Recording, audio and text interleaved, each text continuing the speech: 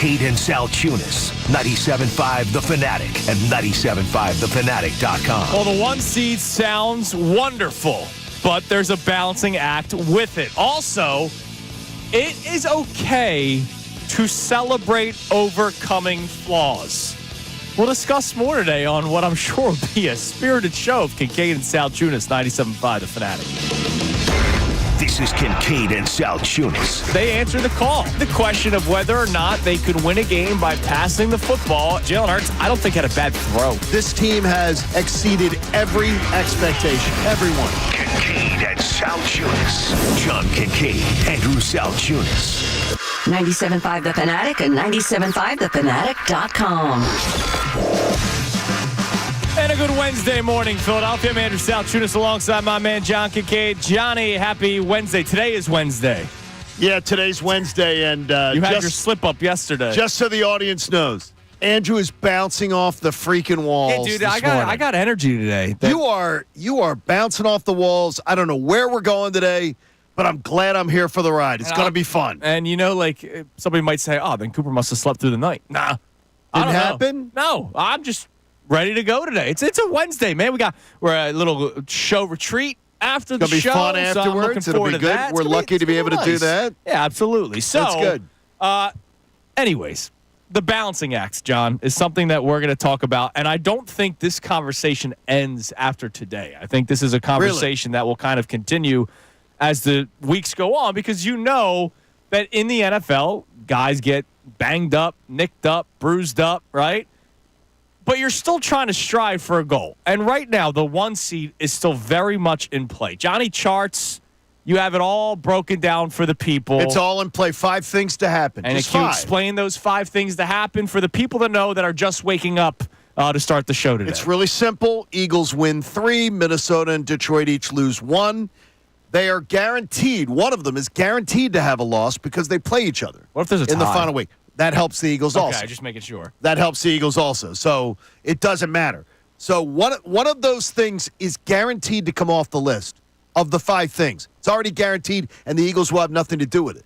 It's the Eagles navigating Sunday that is, to me, the biggest potential pitfall. Beat the Commodes, and you've taken care of your part of the business, and I believe 4 of the 5 things will be done.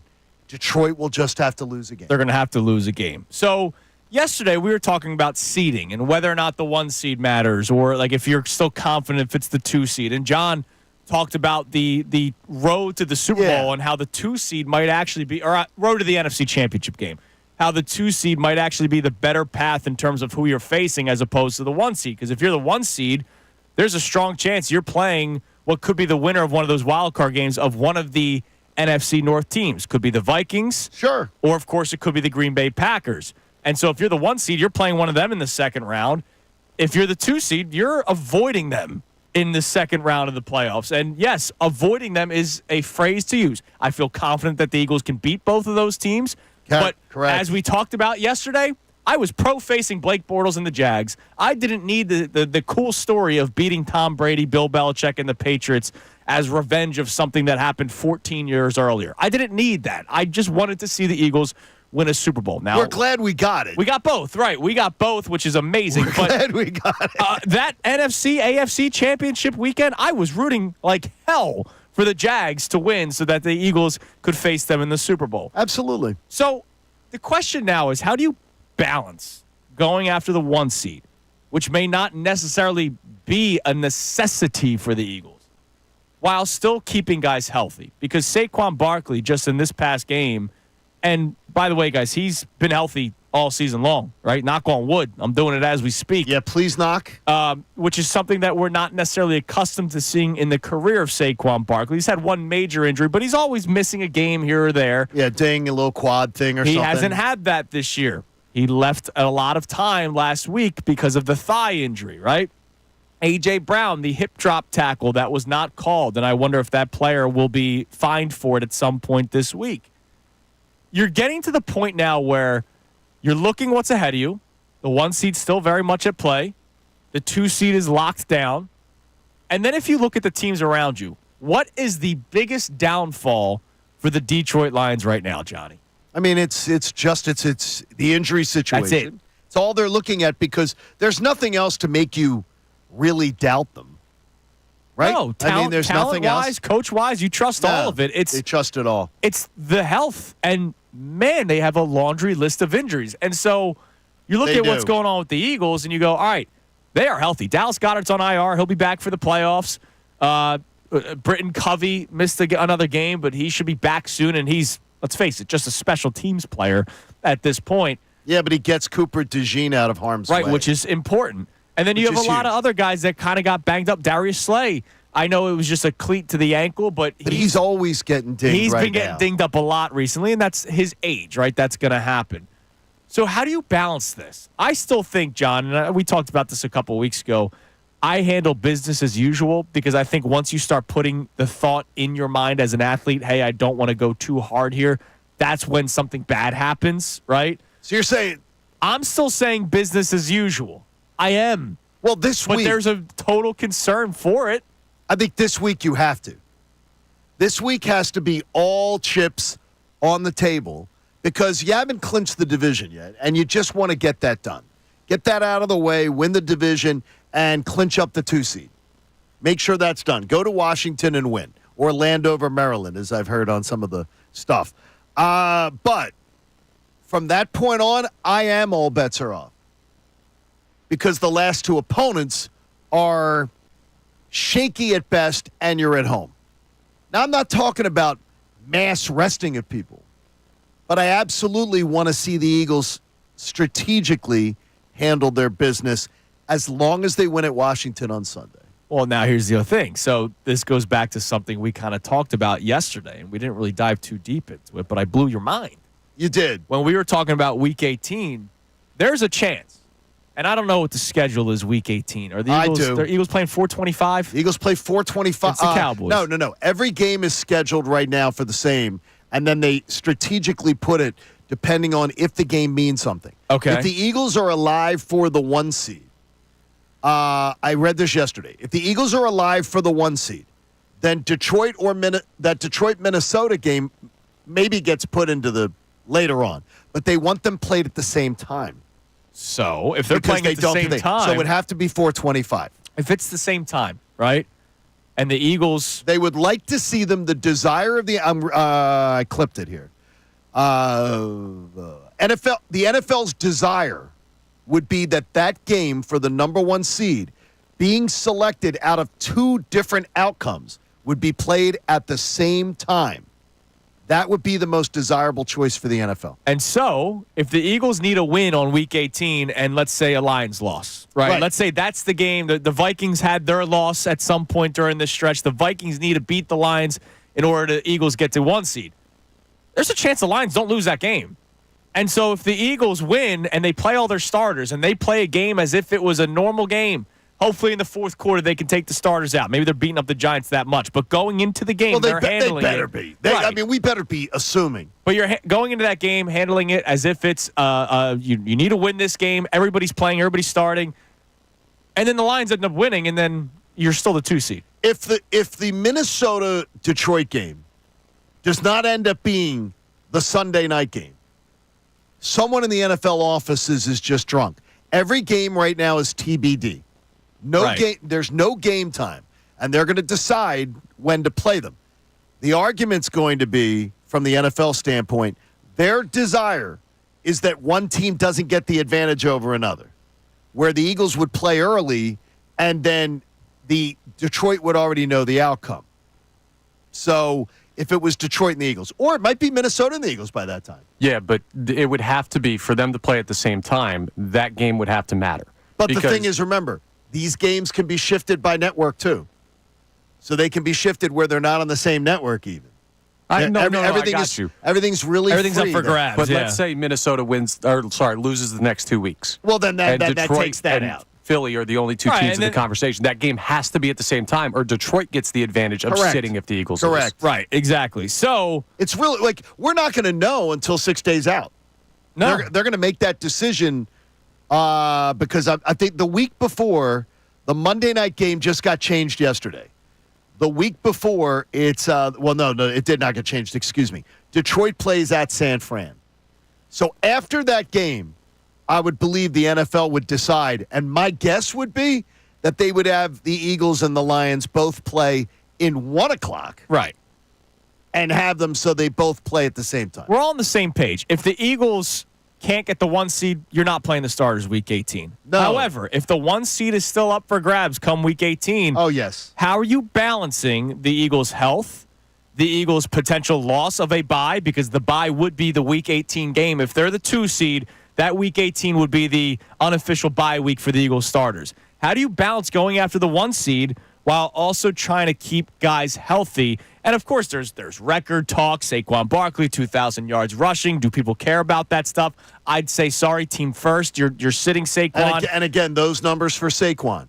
He needs 196 yards to finish in the top rushing, to finish in the top 10 all time. Which is amazing. He needs 312 yards rushing for a 2,000-yard season rushing. I mean, let's say what? Let's be optimistic. He goes for 125 the next 2 weeks, and he's sitting with 250. He would be sitting 62 yards away from a 2,000-yard rushing season, and I would want him nowhere near Neither the would field. I. If it's a game I'd be that's like, unnecessary, look, he's going to pass a 2,000 total yard season this Sunday with 36 yards. And as Connor said very adaptly the other day, probably don't bet on that in the first quarter with their play calling. They don't tend to give the ball to him. No, you're right. So how do you do this balancing act? We'd love to hear your input on it at 610-632-0975. I am keep business as usual, but obviously there is still a little bit of concern by keeping business as usual. Now, our other topic today, this one should be fun, John. Funny? No, fun. Oh, fun. Okay. I know how our Philadelphia Eagles fans react to certain things, right? Okay. And when you've been doing this as long as we have been doing this, Sure. you kind of know what people think about media, right? We always joke around about the evil media, right? So I want to try to do something today where we are not screaming fake news, because there's just enough reports going on where we can't say fake news to things just because you don't like it. You don't like the story, yes. You can rent a plane, though, and waste your money and do that, though. However, as much as you might not like the story, Fake news. instead of saying fake news, how about you say, you know what? Good for them for overcoming it. That's a beautiful way to cover the story objectively. So yesterday, Johnny sent this to us, and I appreciate you doing it. Jay Glazer was on a podcast. I don't know whose podcast I think it it's was. Jay Glazer's. Was it his podcast? it is. Okay. So if you remember, Jay Glazer just this past weekend had the report that Brandon Graham spoke to the team, apologized to the team. Jalen Hurts and A.J. Brown dapped up in front of everybody to show solidarity, to show that everything's good. Wonderful. Jay Glazer was the one that had that report. Well, of course, during his podcast this week, he was asked to expand on that a little bit more because the Fox NFL Sunday, he's only got like 60 seconds to give 18 different reports. Yeah, he goes, and they give it to him they give him like 4 minutes a show. Right. But it's like, to give the injuries, Jay, who's here it in, is. who's out, any other reports that you got. So he can't really expand on some of the reporting. So he tells a very interesting story about Brandon Graham, Jalen Hurts, and Big Dom. And so you're probably wondering, well, what does Big Dom have to do with this? This is not about this past week or last week after the Panthers game. We're going to take you back to week 5 of the NFL season when the Eagles were on their bye week. And take a listen to what Jay Glazer is reporting. The thing that nobody knows, and this is a credit to Jalen, is in the bye week, Brandon Graham actually with Big Dom went to his house and said, hey man, we need you to kind of connect more with everybody here. Right? As a quarterback, you kind of get lost in that. So much other stuff you got to do. And he went out of his way. He met with the offensive line, connected. He met with Sirianni like 3 times or several times. Connect with him. Connected with, he went out of his way with Graham, with everybody to connect with them more, saying, okay, I understand there's more to the quarterback position than me just sitting here with the game plan and, making sure I could, throw here and throw there. And they all credit him with doing a great job for it. And it's just not out there how good of a job he's done to connect with his teammates. So let's unpack this. Let's because, unpack it. Again, I know how people act right away. Oh, they're making up a story. Not making up a story. There were reports. I think of our man T. Love, one of our great callers, who gets upset anytime we say the slightest critical thing about Jalen Hurts. He literally said, I think 2 weeks ago, John, you were trying to make me hate Jalen this summer. No. We were trying to get Jalen hopefully to mature a little bit as a leader. We were repeating things that his teammates actually, even some of them, said on the record. Yes, and this was last season. So this was OTAs. This was training camp. And now we're finding out this continued early on in the season. Now, early on in the season, were they 2-2, and was he making bad throws because of maybe a disconnect between him and his teammates? I don't think so. I think game plan wasn't necessarily great. We always talk about the new offensive coordinator and how he's still trying to figure some things out. They didn't play in the preseason, yada, yada, yada, right? But there was this issue, we will say, about the lack of connection between the franchise quarterback and the players, as you mentioned, on record by his teammates last year. And then, of course, it carried into OTAs and training camp. So that was an issue that needed to be addressed by the team leader, the longest active Eagles player in Brandon Graham, and then the head of security, Big Dom. They went to Jalen's house and said, hey, you need to connect more. You hear in Jay Glazer's report there that he spoke with Sirianni 3, if not more times during the bye week. We already had that report. You mentioned that they may have gone out for dinner together. And also, too, remember this. Jay Glazer, has got this, and it's a legit report. It's not being discounted by anybody. Not Jalen's camp, nobody is saying that this didn't happen. What does this tell you? It tells me that I think that Brandon Graham didn't just say, I'm doing this on my own with input from nobody else. No, I'm sure that was coming from the whole team. I think as the team leader, he decided to go and be the spokesperson. And each team has like that veteran group of players that's the leaders. Yeah, he calls it his leadership council. Yeah, and Lane Johnson's probably in it. Lane's on everything. Lane was just busy going to Sirianni to tell him to run the football. Right. During that same time. Figure this out. Connor, that's what's so funny about the whole thing. That's exactly what my thought was, is that during the bye week, the leadership stepped up. The leadership council got together like the Super Friends, and they said, we're going to fix this. BG, you go get right with Jalen, and we're going to get right with the head coach. And then amazingly, the head coach and the quarterback start to connect, and all of a sudden, every time they speak of each other, it's fondly. And not to bring up fondly last year, but to bring up last year, back to the leadership council portion of this. Sure. Nick Sirianni made the Sean Desai, Matt Patricia move, or he did, not Howie, according to Nick. The move to move on from Desai and put Patricia as the defensive coordinator without talking to the leadership council. Did not speak to them. He was asked about it during a press conference, and he said, I spoke to them after I made the decision. I'm the head coach of this football team. I made the decision. And maybe that rubbed the players the wrong way. You saw how bad it became after that. I will tell you that it may not have been Nick's decision, but absolutely Nick took the bullet for it. Oh, yeah. I've heard that from more than enough people that Nick was the one who was getting the blame for it and having to take private conversations to be like, yeah, here's what happened.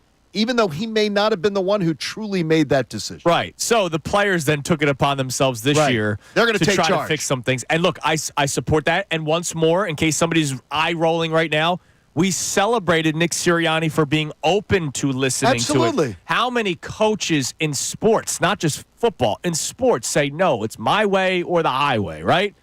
There are a lot of coaches that would not have an open door. You told a story not that long ago. Bobby Petrino told a player, Brian Finneran, came by his office in the offseason. Yes. To just stop in and talk to pull up a chair, talk to his head coach. And he asked him to make an appointment with his secretary. Yeah, that's bad. Not every coach is like Nick Sirianni. And that is a compliment. A very, very large compliment from me. So, because we he's all not fertilize. He's not. This is one of the things that Nick is great at. Yes. Compared to his peers. So, today, of course, our first question for you is how do you balance going after the 1 seed and trying to keep guys healthy at the same time? But also, we can celebrate flaws, overcoming flaws Yes. and not attack the story. So when you hear something like that, I know how the majority of you react. You react in a way where it's screw the media. They're trying to tear this team apart. Actually, that report sounded more positive than anything. I think it's a positive, and his whole tone was positive in reporting it. Right. Yeah, I don't think people hear that and get annoyed. No, I don't think they should, but just read the comments. The thing is, though, they had to they had to have a meeting of the minds with their quarterback during the bye week, just like the offensive line had to have a meeting of the minds with their coach. Right. Interesting story, though, to break at this time. I wonder where they got it. I wonder who told them the story. Who was one of the names I wonder mentioned? who told Jay Glazer. Let's see. Jalen was there. Brandon Graham was there. Oh, Big Dom was there. I wonder who told Jay Glazer this story. So, coming up next, I wonder. I did something on purpose, Johnny. We played the Glazer audio first. Because I do know how a lot of people react when they hear a reporter say something that may be critical of Jalen or anybody the Eagles. Another fake news story. Let's hang another banner above Lincoln Financial Field. The media's blowing it out of proportion. What if, Johnny, someone who people have literally tattooed on their bodies talked about the Eagles in a critical way? Uh-oh. Gotcha. It's Kincade Salciunas. You'll hear that one next right here, 97.5 The Fanatic.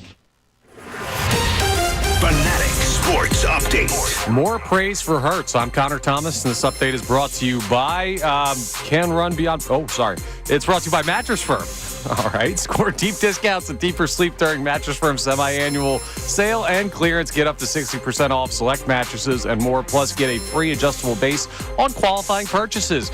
The Eagles are feeling good as they enjoy their 10-game winning streak and prepare for their matchup with the Washington Commanders on Sunday. And Kellen Moore took to the podium yesterday to talk about Sunday's game and Jalen Hurts' ability to get the ball out quick against Pittsburgh. Jalen did an excellent job of working through his progressions, getting the ball out of his hands. Protection was excellent. I thought our guys did a really good job early in that game, finding that rhythm and playing at a high level.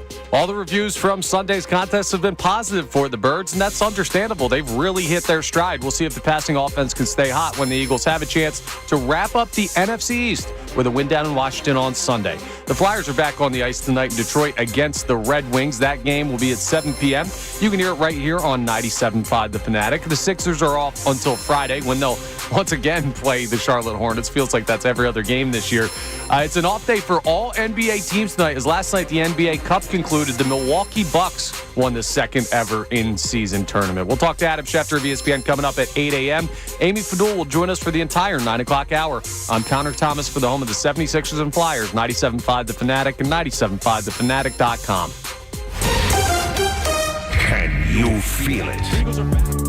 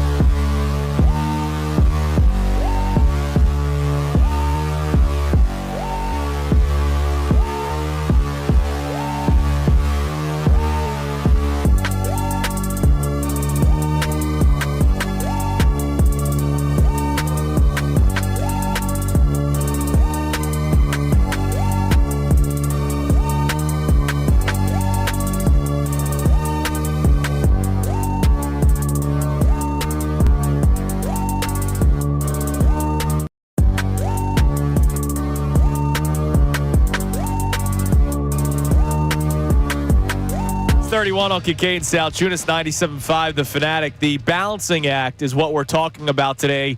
How do you balance going after the 1 seed while also trying to keep players healthy? And then, Saquon Barkley trying to reach 2,000 yards rushing, which would be an amazing feat for him personally. And I will say, John, the offensive line has been very open to wanting him to get to certain marks because that's also a celebration of what they were able to accomplish. Sure, he already got the all-time franchise mark.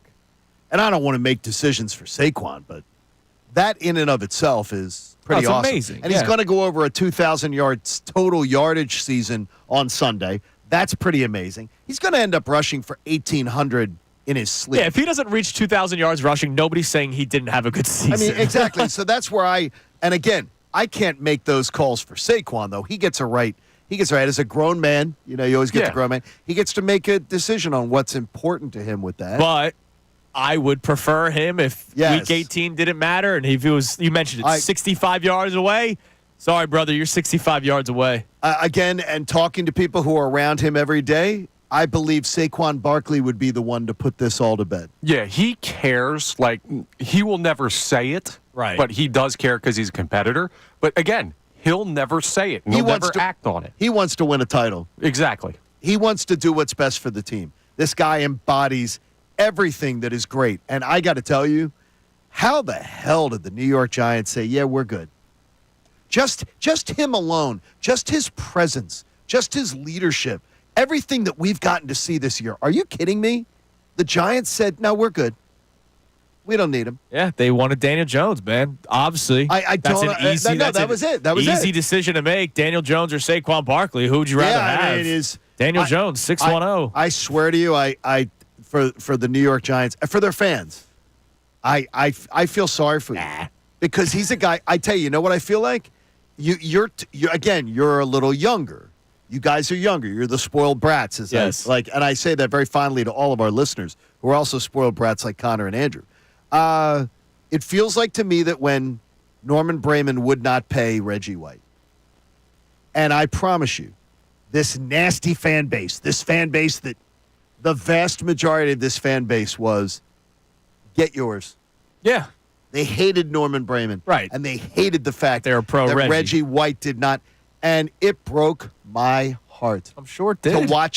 To watch one of the greatest players in the history of the NFL. And that's why I feel sorry for you as an Eagles fan. Play elsewhere. I don't feel sorry for any of those Giants rats. No, exactly. Yes, I mean, it's the way it is right now. So that's our question to start. How do you balance going after the 1 seed and keeping guys healthy? The other discussion, it's more of a discussion, not necessarily a question. I'm trying to find a way for people to realize that there were issues with this team. And everything that we talked about, everything that we pointed out was totally warranted. And for anybody that said this was media created, come on, stop it. It's been talked about by the players. It's been on record by the players. Last segment, if you missed it, we played audio, and we'll play it again later on the show, from Jay Glazer on his podcast where he talked about the bye week.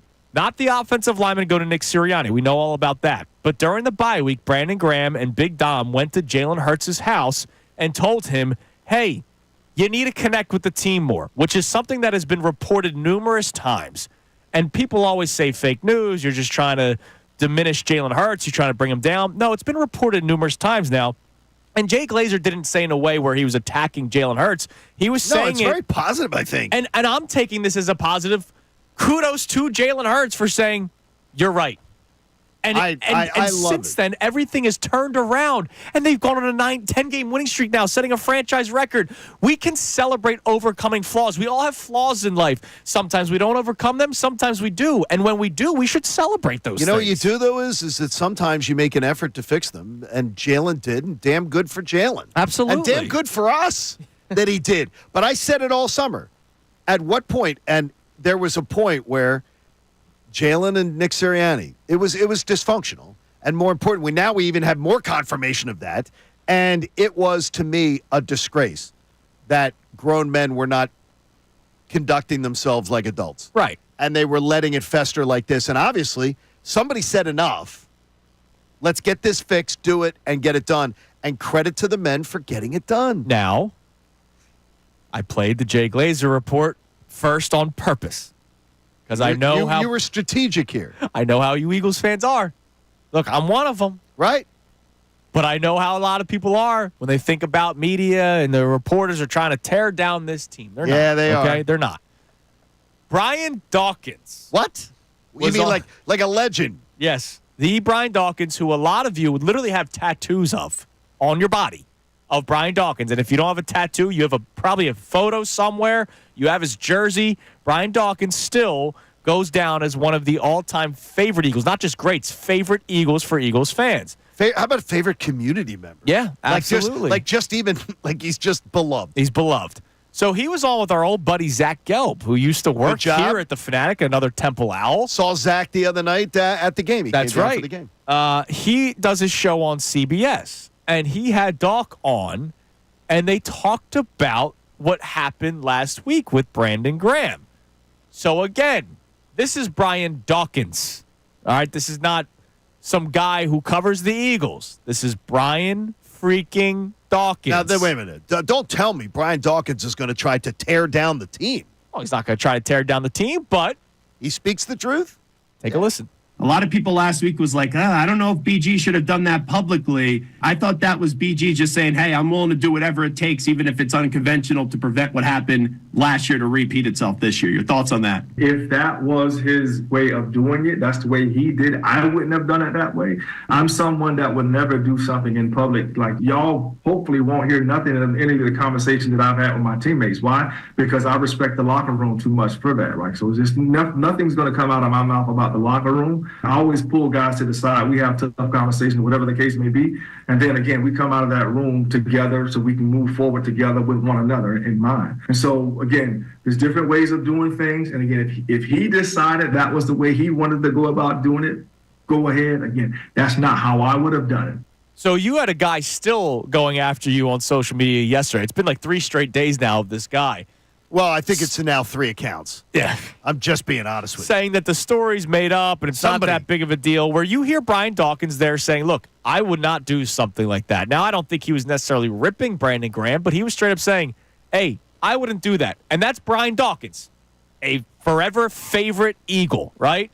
So when you hear him say that, this is not us trying to tear down BG, tear down the Eagles. No. This is me also celebrating another issue. An issue that had been overcome.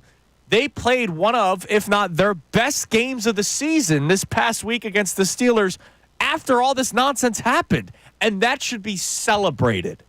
So admit that there are flaws. Admit that there are issues. Admit that stuff was going on with this Eagles team early on in the season. Hell, during this winning streak, Sirianni with the Browns, Jalen Hurts with the leadership, Sirianni against the Jags, the passing game comments made by A.J. Brown, Brandon Graham then talking about it publicly and talking about Hurts and A.J. Brown and their relationship. There are things that did not necessarily go swimmingly during this winning streak. However, they've not allowed a single thing to bring them down. And that's the key. Celebrate it. That's the headline. Celebrate it. There was turmoil. There was beef. There were issues. And they fixed them. Or they appear to have pretty much been able to create whatever detente was needed for them to move past it. It is admirable. It is celebration worthy. And I love the way, I love everything that you've said about it because it's the truth. It was good. This is a good story. This is good. But it also was a real story of how dangerous we were teetering at the bye week. Yeah. So Big Dom and BG went to Jalen's house and the offensive line cornered Nick Sirianni and said, this is the way things got to be. Which is why I got so upset the other day when Sirianni was like, oh, those first 4 weeks were an overreaction by the media. Exactly. And it's no, like, they weren't. When I hear another story about how this could have taken a turn for the worse, I don't believe it was an overreaction. I believe it was a proper reaction. Now, you mentioned teetering. Who knows? That season was teetering on the brink. Right. Who knows last week? What if we celebrated the way Nick, Jalen, and A.J. Brown handled the press conferences last Wednesday? They handled them perfectly. What if one of them didn't? Who knows? And it could have happened. That would absolutely have been on them. It would have been an embarrassment if they did. And I think right now, as we look at this team and the way that they're going, the winning has helped. I think, to make sure that it was all handled correctly. So admit that there are flaws, but celebrate the Eagles overcoming them. Yes. We can do both. It is both. It is both. I hated that commercial. So coming up next, we will check the text line on today's question and the overall conversation. But also, I got to talk about the Phillies, man. I just got to get it off my chest. If you're wondering what the 2025 Phillies lineup will be, just look at last year's. It's Kincade Salciunas, 97.5 The Fanatic. Philadelphia 76ers basketball.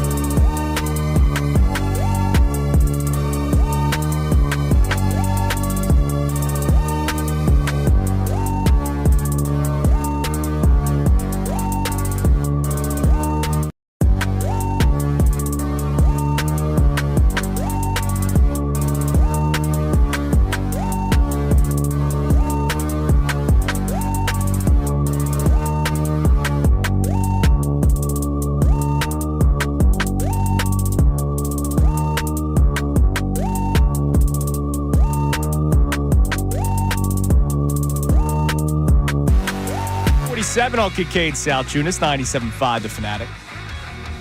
On a Wednesday morning, which means Schefty Day, Johnny. Oh, it's a Schefty day. And wait a minute. It's a double shot Wednesday. They used to say that on the music. Double shot Wednesday. Amy Fadul in the 9. Oh, yeah, that's right. Amy's it because she It's a couldn't come in double shot. yesterday. So we have Amy for the entire 9 o'clock hour today. It's going to be great. And don't forget, happy Wawa days continue. Oh, on yes. Kincade and Salciunas. Stop in and get a Wawa gift card, a great gift for anyone on your list, including a teacher, mail carrier, trash collector, dog walker, babysitter, landscaper, your favorite radio host. Available on a rack at the register. I like how you slipped that in there. Available in $10, $25, $50, $100 increments. Now, yesterday we did it in the early portion of the morning. Monday, we did it around the 8 o'clock segment. So should we do it in the 7 o'clock segment, or should we find out what Amy would get from Wawa? Do we do the 9 o'clock hour? I'd love including Amy. I think that sounds fun. We did sort of 9 the other day, though. You're right. All right, so we'll start Let's do at 7 o'clock. Yeah, let's do 7. So throughout the 7 o'clock hour, John, Connor, and I will be giving out an order from Wawa. It'll be the Kincade and Salciunas Wawa order. And at the end of the hour, if you remember each item that we ordered, you will win a $50 Wawa gift card, either for yourself or if there's a last-minute gift, because there are still people, Connor, that still have not finished their shopping. Started, you mean. And by the way, this no, that's right, started. This time next week, I don't know what time. Now you have a young child. Oh, yeah, man. So Santa. by 10 of 7 next week, you are going to be up. Yeah. We will not. With a 21-year-old only right, child. You're sleeping in a little bit. We probably won't hit the tree till probably like 8. Yeah, that's good. So the $50 gift card could be a gift for somebody if you win it. Now, speaking of my son, real quick. Dude, I almost had tears in my eyes yesterday. Did you do it? Did I do what? Oh, there's something no, you're no, okay. no. I don't want to say it in case he's listening. But it was beautiful out yesterday, so me, him, and the dog went for a walk together, right? And I'm singing Santa Claus is Coming to Town. He starts singing it. I guess they're singing it in daycare. Okay. And it just the little boy voice. You better watch but your out. voice is going to get deeper as you get a little older. Yeah, my voice will get deeper. Oh, his voice. Okay. And it was just freaking adorable, man. Isn't that awesome? So he's this is his first year where like Christmas, he's excited for it. It's all about children. Santa came on the fire truck the other day through the neighborhood. We haven't had that was exciting. Santa has not come out in Landview yet. We have not had him on the truck, but he comes through the neighborhood. Yeah. Comes and sees us. Inspects everything, making sure every boy and girl is being good. Santa, I had a beer for the guys who for Santa. That's smart. Not the people that were driving Santa. No, the other guys. Because the reindeer don't drive them at the. They're resting these were up. on the fire truck. They're guys. resting up there right now. They're on their bye week. Yeah, Santa wasn't having a beer either. All right, before we check our text line, again, our topics today, how do you balance going after the 1 seed and keeping guys healthy? And also this conversation about the whole media-driven, they're trying to tear down the Eagles. No, these recent reports about how the Eagles legitimately had issues in this season, the one that we're currently enjoying a 10-game winning streak on, they've also overcome all these flaws. So can you, at 610-632-0975, either text in or call in and say, I will admit that there were flaws with this team. I am celebrating that these flaws have not brought them down, and they have overcome all these flaws, and it may have made them a better team for it. Sign me up. That's exactly where I'm at. I think this is all a positive tale of Jalen Hurts, of Nick Sirianni, of the offensive line, of the culture, of A.J. Brown, and of the culture being fixed. Cultures can be fixed. They can be fixed. They really and it was falling apart last year. And they can be torn down. Cultures can be torn down if you get a couple of selfish people that don't do what they're supposed to do or create an atmosphere where it breaks down. You got to have everybody cooperating, and it appears, man, it worked. Absolutely. Now, I got to bring up the Fightins, man. Yesterday, I put out a tweet. I'm very, very, very excited. 3 months from today, I will be in sunny Clearwater, Florida. That's nice. On vacation with the family. I can't wait. I love spring training. I love Clearwater. I love the vibe. But right now, the vibe for the team itself is not necessarily a good one. there were more trades yesterday in Major League Baseball. Cody Bellinger is heading to the New York Yankees. Now, I like Bellinger a lot. I do too. Was like he him a number lot. one on my wish list? No, but here's the problem. He was on the wish list. Well, Juan Soto was on your wish list, so you had a weird wish list. Juan Soto was on the wish list. Tucker was on the wish list. Yep. There were a lot of players that were on the wish list that have been traded. Okay. So the Phillies are not acquiring these players. They have already found their new homes. So what's it mean? It seems like they're going to run it back, Here we or go. they will make a trade that will probably leave people unsatisfied, or there's maybe that out of left field trade that could still happen. Dombrowski is good with that. There's still the rumors about Luis Castillo, who's a tremendous pitcher with the Mariners. Alec Boehm could be on the move. I saw Ken Rosenthal doing a podcast yesterday saying how that is still a possibility, but he didn't say it's a lock. If the Japanese pitcher goes to the Mariners. Okay, so that's what they're... If the Japanese pitcher goes to the Mariners, then they would be open for the Boehm swap, supposedly. Right, okay. But there are a couple prominent, one with MLB Network voices and others that are saying they do not expect Alec Boehm to be a Philly this I year. saw a report from Jim Bowden last week. It was on Friday. It was right after we left the show where he's saying, yeah, teams don't really like Alec Boehm. And remember, during the season, we would talk about this a lot on the air, and we had we're sports fans, so we talked about it off the air all the time. I like that Alec Boehm can drive in 90 to 100 runs, but there is a mentality in baseball where they go, wait, that dude can't hit home runs? We don't want him. And so I think the Phillies may have thought he was more valuable than what teams kind of Here's the think. problem. You know what you just heard about from Brian Dawkins when we were talking about the story? This is where the error was. The Phillies' offseason game plan was out in public, was out on Broad Street. Yes. And that's terrible. That's terrible. And it shouldn't happen. And now they're trying to walk it back by doing the whole, Howie Roseman. we like Alec Boehm. Do we know Howie Roseman's plan before it happens? No, never. Like never. Never. That can't happen. And I think everybody else is like, really, Alec Boehm? You guys think Alec Boehm's that valuable? Just really? be ready for another platoon outfield, man. Oh, stop. It's going to happen. You're going to ruin my day. What do you mean it's going to happen? You're going to ruin my day. Check your calendar before we start saying run it back. All right. Well, run it back. Can't wait for Brandon Marsh and Johan Rojas. I don't know how it's not going to be run it back at this point without something dramatic happening. It's December. Things can change. All the players that were on our wish list are going down to the tubes, Connor. We're getting on the All right, Colt. give me one of your wish list players coming up next because I'm curious. And it's got to be a bat, not another arm. All right, coming up next, we'll reset the show. You'll hear the Jay Glazer report. You'll hear the Brian Dawkins audio as well. And then I read something before we really turn our page to the Commanders game, something that blew my mind about the Eagles' win over the Steelers on Sunday. And it'll open up a conversation about records being broken and how great it is when your team's actually good. It's Kincade and Salciunas on a Wednesday morning. Schefter at 8 o'clock today, 97.5 The Fanatic. Fanatic Sports Update. More liking what he's seeing. I'm Connor Thomas, and this update is brought to you by Philly Sports Trips. Join Andrew Salciunas in Clearwater Beach next March for the spring training trip of a lifetime. Go to phillysportstrips.com and place a small deposit to reserve your spot. That's phillysportstrips.com. The Eagles are feeling pretty darn good as they enjoy their 10-game winning streak and prepare for their matchup with the Washington Commanders on Sunday. And offensive coordinator Kellen Moore, he's liking what he's seeing from his side of the ball and also from his quarterback. He talked to the media yesterday about the things that Jalen Hurts did very well in the team's most recent win over the Pittsburgh Steelers. Jalen did an excellent job working through his progressions, getting the ball out of his hands. Protection was excellent. I thought our guys did a really good job early in that game, finding that rhythm and playing at a high level. There's very little to complain about with the Eagles right now, if anything at all, and that's what you'd expect when they're tied for the best record in the NFC. We'll see if that passing offense can stay hot when the Eagles have the chance to wrap up the NFC East this Sunday. If they beat the Commanders down in Washington, they will be NFC East champions. The Flyers are back on the ice tonight in Detroit against the Red Wings. That game will be at 7 p.m. You can hear it live right here on 97.5 The Fanatic. The Sixers are off until Friday. They'll play the Charlotte Hornets once again. It's an off day for all NBA teams tonight, as last night the NBA Cup concluded. The Milwaukee Bucks won the second ever in-season tournament. We'll talk to Adam Schefter of ESPN coming up at 8 a.m.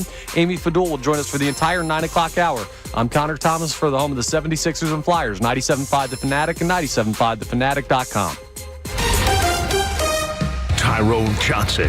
This football team keeps providing proof that they're very good. Be careful.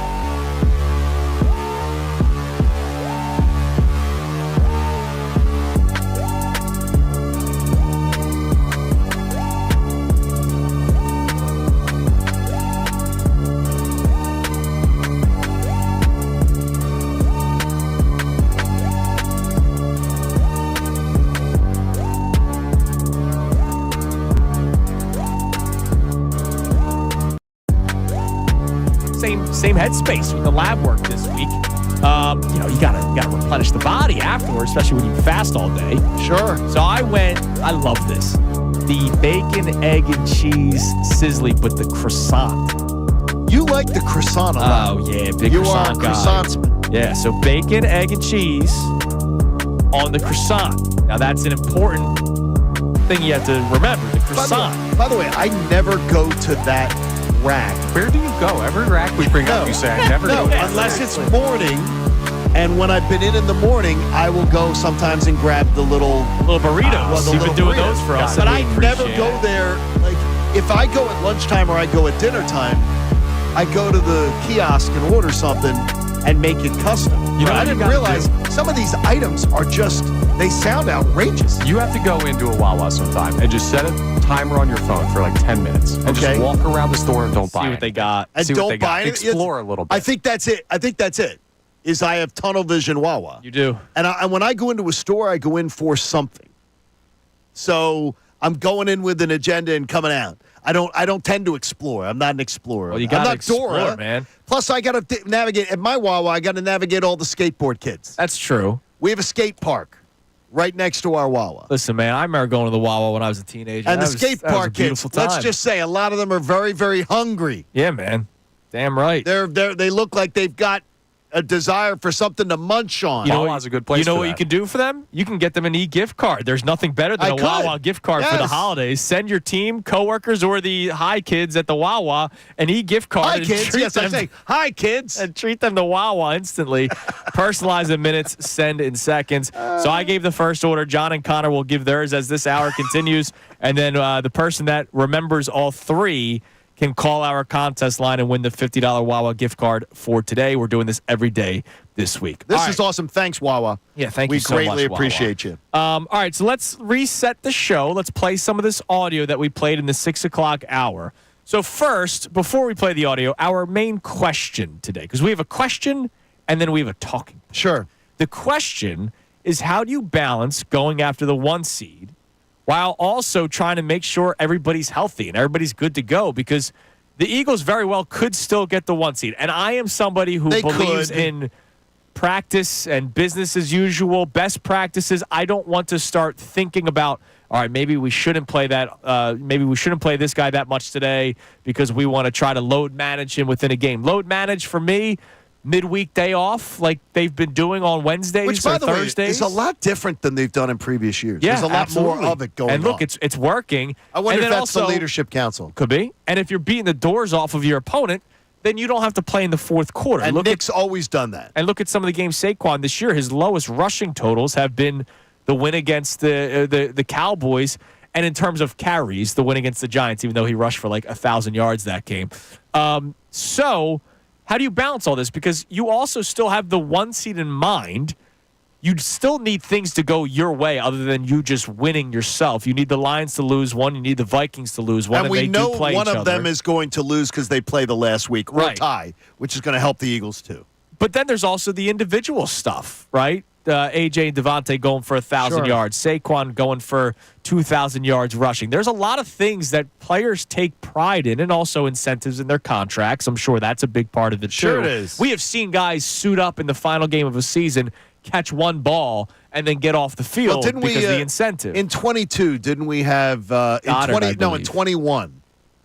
Was it his first? No, it was 22. Devontae. Yes. They did for the something to 1,000 make yards. sure they made sure that he got his 1,000 yards. And I think Dallas Goedert may have had something like that too for an incentive in his contract. I'm Which not I think is 100% great. sure. I mean, but I don't want anyone after what happened with A.J. Brown last year. I don't want to see any of that happen. Right. And by the way, Devontae Smith, I don't think he's at 662. So No, he could have.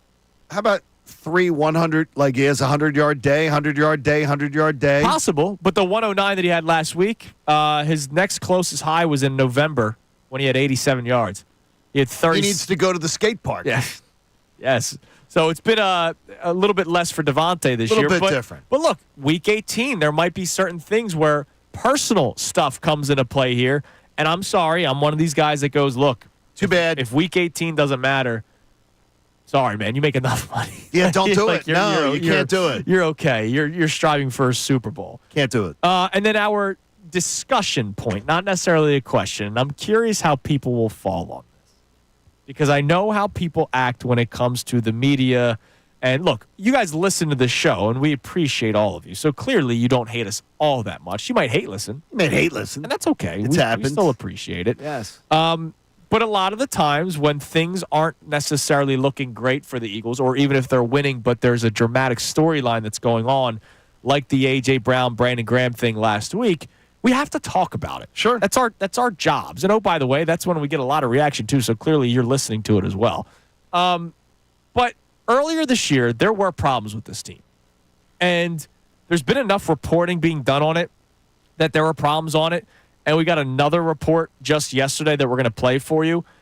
But again, hear where we're coming from on this. We are talking about the issues, talking about the flaws, and celebrating the fact that they have overcome all these things. And this is and people will hear it for themselves.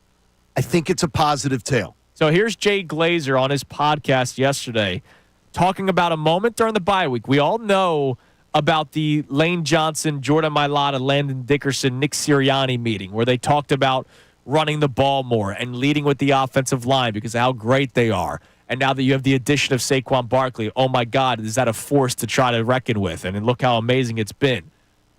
Now, here's Jay Glazer talking about what Brandon Graham did during the bye week with Big Dom. The thing that nobody knows, and this is a credit to Jalen, is in the bye week, Brandon Graham actually with Big Dom went to his house and said, hey man, we need to kind of connect more with everybody here. Right? As a quarterback, you kind of get lost in that. So much other stuff you got to do. And he went out of his way. He met with the offensive line, connected. He met with Sirianni like 3 times or several times. Connect with him. Connected with, like, he went out of his way with Graham, with everybody to connect with them more, saying, okay, I understand there's more to the quarterback position than me just sitting here with the game plan and, making sure I could, throw here and throw there. And they all credit him with doing a great job for it. And it's just not out there how good of a job he's done to connect with his teammates. All right, let me ask you this here, too. And it's something where every little time you hear something, you go, okay, I picked up something else. Okay. No, he says nobody knows about this. He says it twice. Yeah. Nobody knows about this. So Brandon Graham knew about it. Jalen Hurts knew about it. I guarantee you Jalen Hurts is not the one who is telling Jay Glazer. Yeah, I don't think so. And Big Dom was there.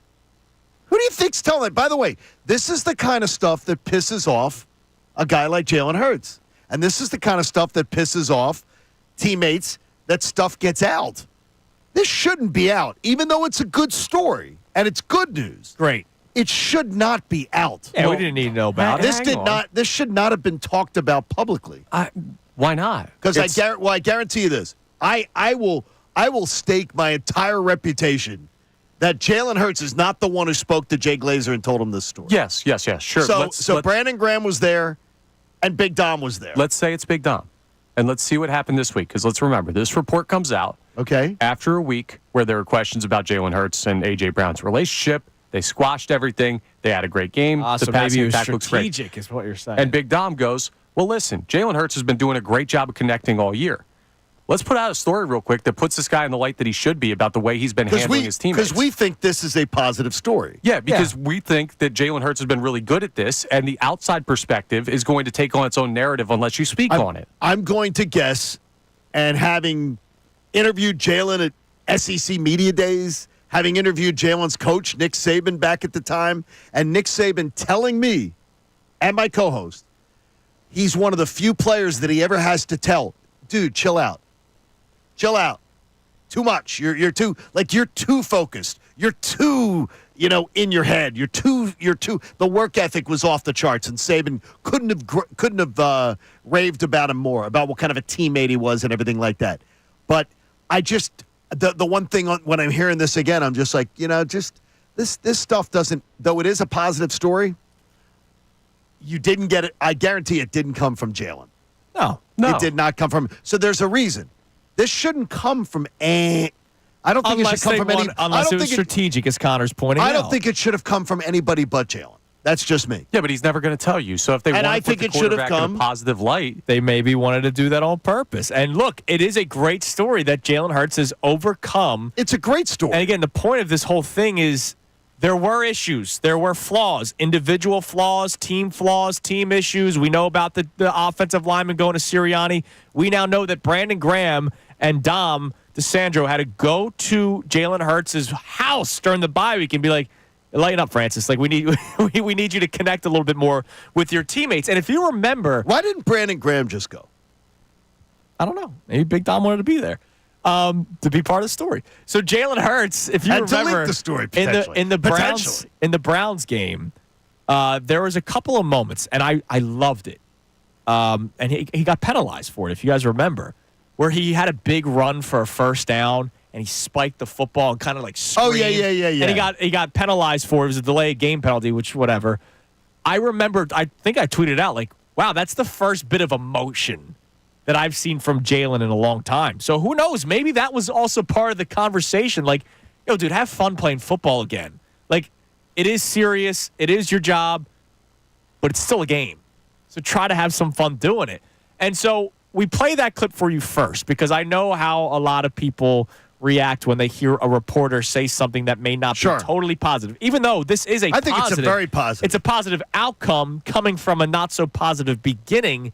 Here's Brian Dawkins with our old buddy Zach Gelb talking about the Brandon Graham situation last week. A lot of people last week was like, I don't know if BG should have done that publicly. I thought that was BG just saying, hey, I'm willing to do whatever it takes, even if it's unconventional, to prevent what happened last year to repeat itself this year. Your thoughts on that? If that was his way of doing it, that's the way he did it, I wouldn't have done it that way. I'm someone that would never do something in public. Like, y'all hopefully won't hear nothing in any of the conversations that I've had with my teammates. Why? Because I respect the locker room too much for that. Like, so it's just nothing's going to come out of my mouth about the locker room. I always pull guys to the side. We have tough conversations, whatever the case may be. And then again, we come out of that room together so we can move forward together with one another in mind. And so again, there's different ways of doing things. And again, if he decided that was the way he wanted to go about doing it, go ahead. Again, that's not how I would have done it. You hear Brian Dawkins? Brian Dawkins wouldn't Jay Glazer wouldn't have gotten this story from Brian Dawkins. Right. I just think there's things that you don't share, even though this is a great thing. And it makes me think more positively of almost everybody involved. Right. It's just, again, it's talk. People putting people putting other people's business out in the street. And a lot of people, again, the reason why we played Dawkins second, a lot of people they had problems with the media members talking about a story that was created by the players, which I still am confused by. However, Brian Dawkins, a fan favorite. Literally, people have tattoos. I've seen so many of the Wolverine tattoos on people's forearms. They look awesome, right? I saw at his golf outing this year. Was pleased enough to play in it. Yeah. And Brian just, as they say, grown men with such emotion getting a chance to just interact with him. Right. And anyone who has interacted with him knows the energy, the positive energy is off the He's an charts. amazing man. Now, of course, Connor, once had the opportunity and chickened out.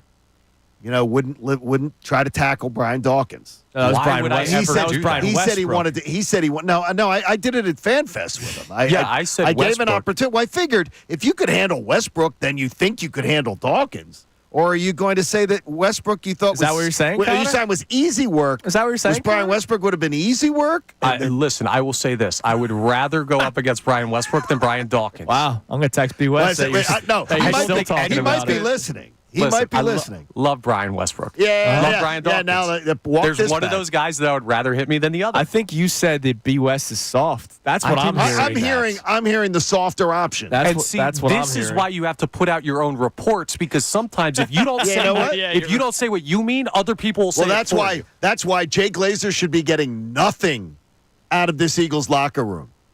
Nothing. Bottom line if there's is- anything we've learned, he should be getting nothing. This stuff should be kept in house. It should be. But even though it's a bottom line positive. It is even though it's a positive. And Correct. so we're wondering, can you as an Eagles fan admit, that's our question. How about that? Because it's been a talking point. Here's your question.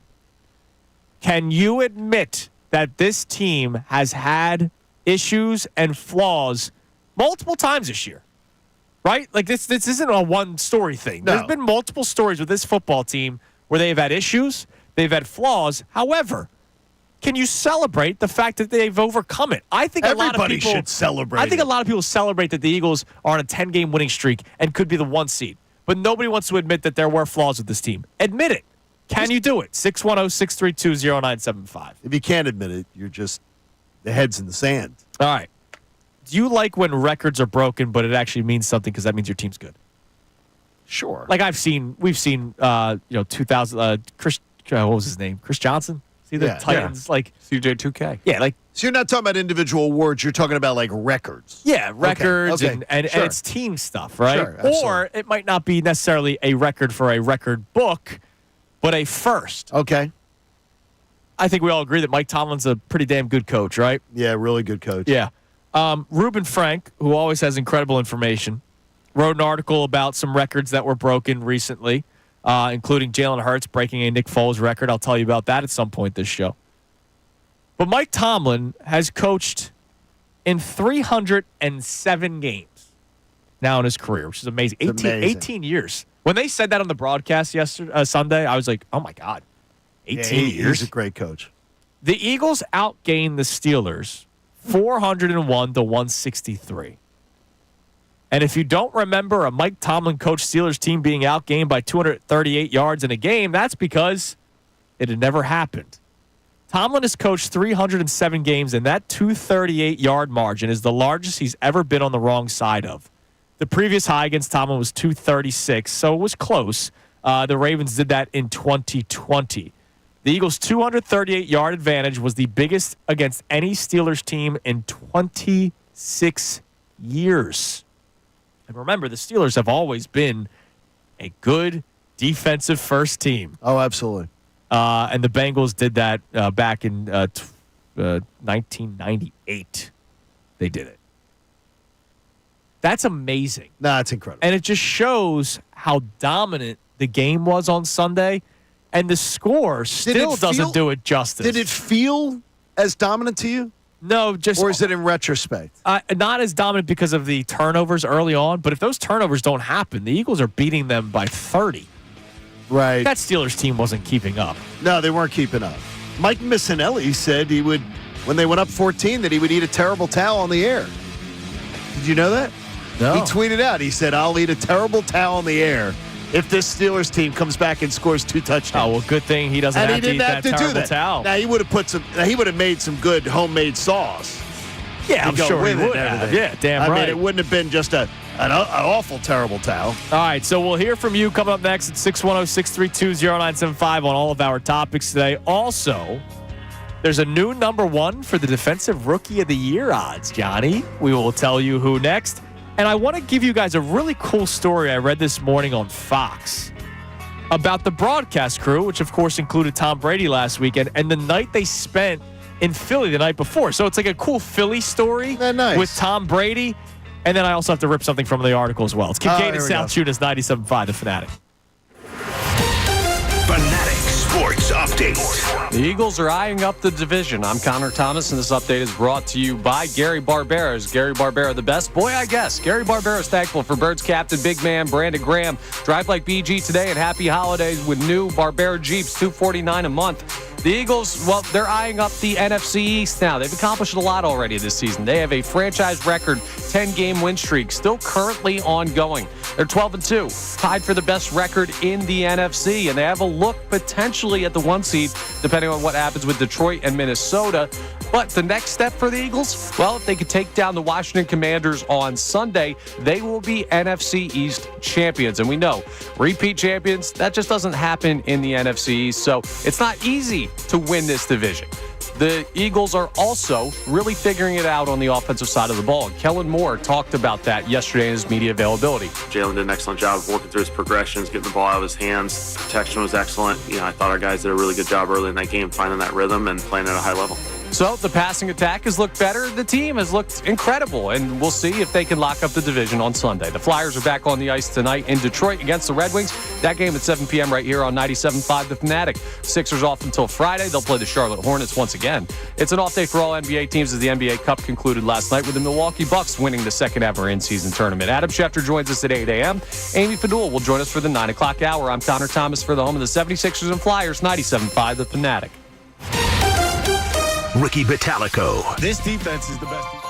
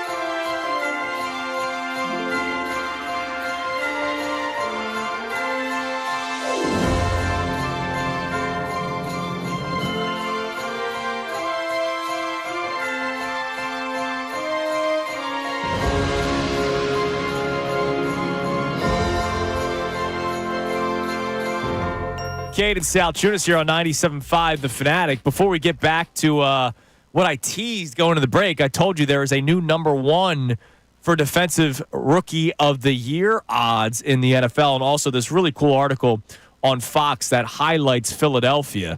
But we have I got one of those tickets, by the way, for somebody, so I'm hoping it's good news. So we also have to give our second Wawa order. Again, happy Wawa days from Kincade and Salciunas. Gift cards are great for grabbing something while you're on the run and at your local Wawa. Limited design cards make a more festive or personal gift, especially for those who may collect different Wawa cards each year. Wawa also has gift cards from your favorite brands, which includes Apple, Xbox, Visa, Amazon, MasterCard, Google, Microsoft, Sony, and Uber.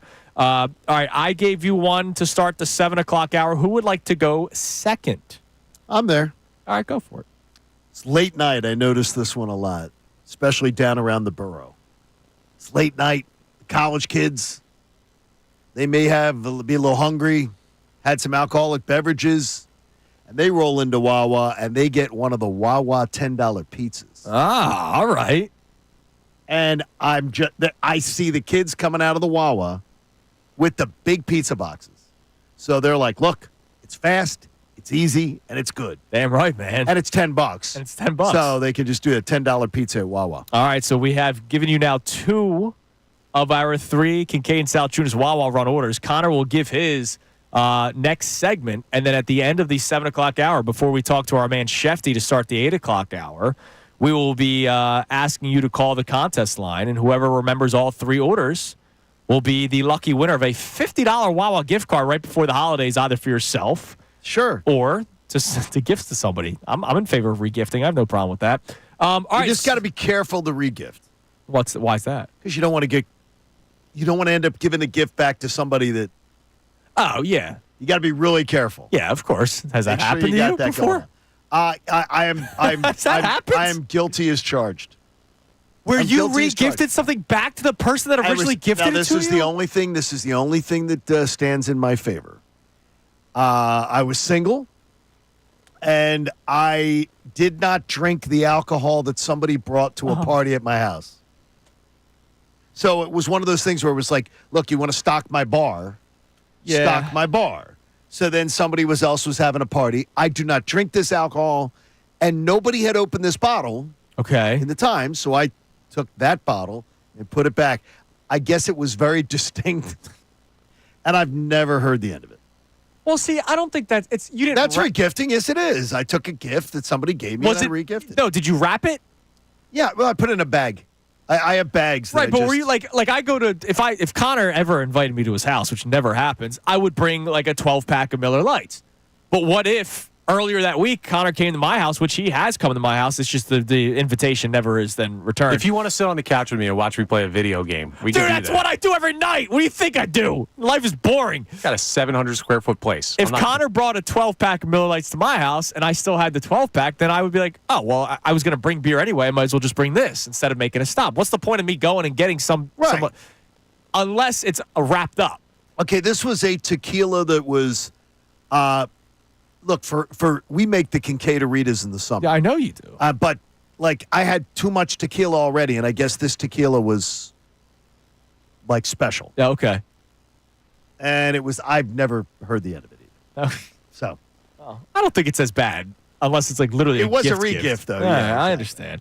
All right, Quinyon Mitchell is your new favorite for NFL Defensive Rookie of the Year. He was third favorite when I bet it. He is at plus 110 now, almost even money on FanDuel. I wonder if your respective apps. I believe it was, I did check, because I figured that's where you were leading me. It was plus 110. So plus 110 for Mitchell. Jared Verse is still right behind him. He's been toward the top pretty much all season long. He's at plus 150, so pretty close. But then the third closest is Tareeb Still from the Chargers. He's plus 800. I have not watched him. That's third. Like plus 800 is a wide margin. So it's a two-man race right now with Quinyon Mitchell and Jared Verse. Now, if you're wondering, AP NFL Offensive Player of the Year, Saquon Barkley is minus 500 to win Offensive Player of the Year. If you think that's crazy, the Rookie of the Year, Jaden Daniels, who I don't think anyone is disagreeing, he's minus 4,000. 4,000, dude. 4,000. And Josh Allen, in case people were still thinking that there's a chance Saquon could win it. Saquon's not even second, by the way. He's third at plus 1,800. Lamar Jackson is second at plus 650. Josh Allen is minus 900 to win the MVP with 3 weeks to go. Anybody arguing? No. Nah. No, he's been my MVP for 6 weeks now. Nobody's arguing. Yeah, you have not wavered, so nobody's arguing. Because I didn't think that the Bills team would win the division. His last 3 weeks are absurd. Oh, he's been outrageous. And thank you, Josh Allen and the Buffalo Bills, for beating the Lions this past week. And I had to hear yesterday when I picked up Liv from college, bringing her home for the holidays, and I had to hear about her. She got mocked at SEOM where she works. Okay. For taking Josh Allen with the first pick in her fantasy draft. It's worked out for her a lot. It was her first time playing fantasy football, and she took Josh Allen. It's worked. And she was mocked by the dudes that were in it. And she is now in the semifinal game this weekend of her league. Look, all I can tell you, the league that Connor and I are in with my buddies, my one buddy has been in the championship or the round before. He has not drafted once. He's auto-drafted all 3 years. See, that's wild to me. And it's the ESPN algorithms worked for him. All right, real quick, pretty cool story for Philadelphia. It's a cool Philadelphia story. So the Fox broadcast crew with Tom Brady and our buddy Kevin Burkhardt, they were in town this past game, Eagles-Steelers. But, of course, they come in the night before. And they come in actually Friday. The Friday before to talk to the coaches, you're right. And so there's an article. I wonder if they've been doing this all season. I'm not 100% sure. But Richie Zyontz, Zyontz. Okay. He's the Fox NFL lead producer. He wrote an article on the behind the scenes with Fox's NFL crew and the meal that they had in Philadelphia the night before the game. And they went to Aroma, which is on 3rd Street. Very nice. And Ant used to tell me about Aroma all the time. I still have not gone yet, and I have to. It was actually the suggestion by, who else but Big Dom. He told them where to go, and apparently they had an incredible meal. Could you imagine being the chef and Tom Brady is talking about how great your meal is? Like, we don't think about that kind of stuff. Like, I would say joke's on you, buddy. I spit in it. oh, no, stop. Screw Tom Brady. How amazing is it if the GOAT of anything comes into your place of work and says, you're really good at this? That's got to be a cool feeling. Well, it's got to be a cool feeling, I would think, to meet Tom Brady and to have that conversation. I don't know that I'd be taking his food thing as being like any more I'm not than, saying that he's the greatest. No, I'm saying is that's why. in the no, it world. would just be this thing would be to me. It would be meet to hang with Tom Brady. That story. Dude, not that he's telling me my if food's Tom great. Brady sat at your class at Temple and said, Right. "This was the most inspiring class I've ever been in," and I've heard people say that, John. Really? If Tom Brady, Other than me? if Tom Brady Other than me? sat through one of your lectures and said, Right. "This was the most inspiring class of all time," you wouldn't feel a certain type of way that Tom Brady said it, even though he's not some professor of education. No, I'd be glad that Tom Brady came to my class, but I wouldn't evaluate it that way. By the way, lecture comes with a stopwatch in my class. Does it? 15 minutes with an alarm. Oh, okay. So the lecture part of class can never go on more than 15 minutes. I like that. I Keep respect the attention span. that. So that was really cool. Now, there is one thing I What's that? have to rip in this article. And by the way, Silvana got a 99. There's one thing I have to rip in this article. Yes. So it's being written by the NFL the Fox lead Right. producer Okay. of Fox NFL Okay. Sunday. What's the problem? So there's a couple bullet points. The meal, how great it was, how good Hurts looked in the game, which is Okay. amazing. Right? And then what? Man, Tom Brady has really improved at this thing. Oh, you can't do that. You can't do that.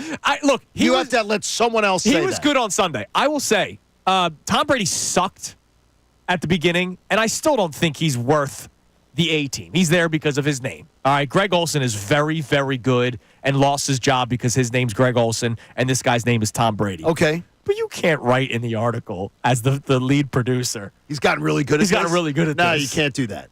Can't do that. You have to let somebody else say that. That's as if I wrote an article on Kincade and Salciunas. We're reaching show 200. It happens on Friday, show number 200. What if I wrote an article about the beginning of Kincade and Salciunas and I write a paragraph on, man, that Andrew Salciunas, He's really gotten really gotten good at that's this. not No, it. if you That's wrote- like if you talk to somebody and you said that Brendan Gunn, he's really gotten good at this. I think it's fair. I don't have any issue with that. I don't. I think it's a it's a bit of just is violation. Too much of a pandering. By the I'm way- not going to use violation. By the way, the love for Tom Brady was the longest paragraph of all the bullet points. Yes.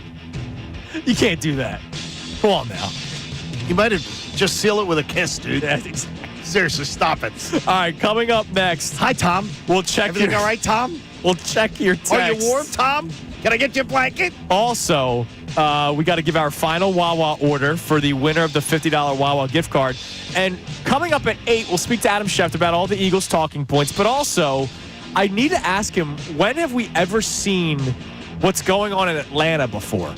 Where a starting quarterback of a potential playoff team is benched heading into week 16 because they believe the backup is better.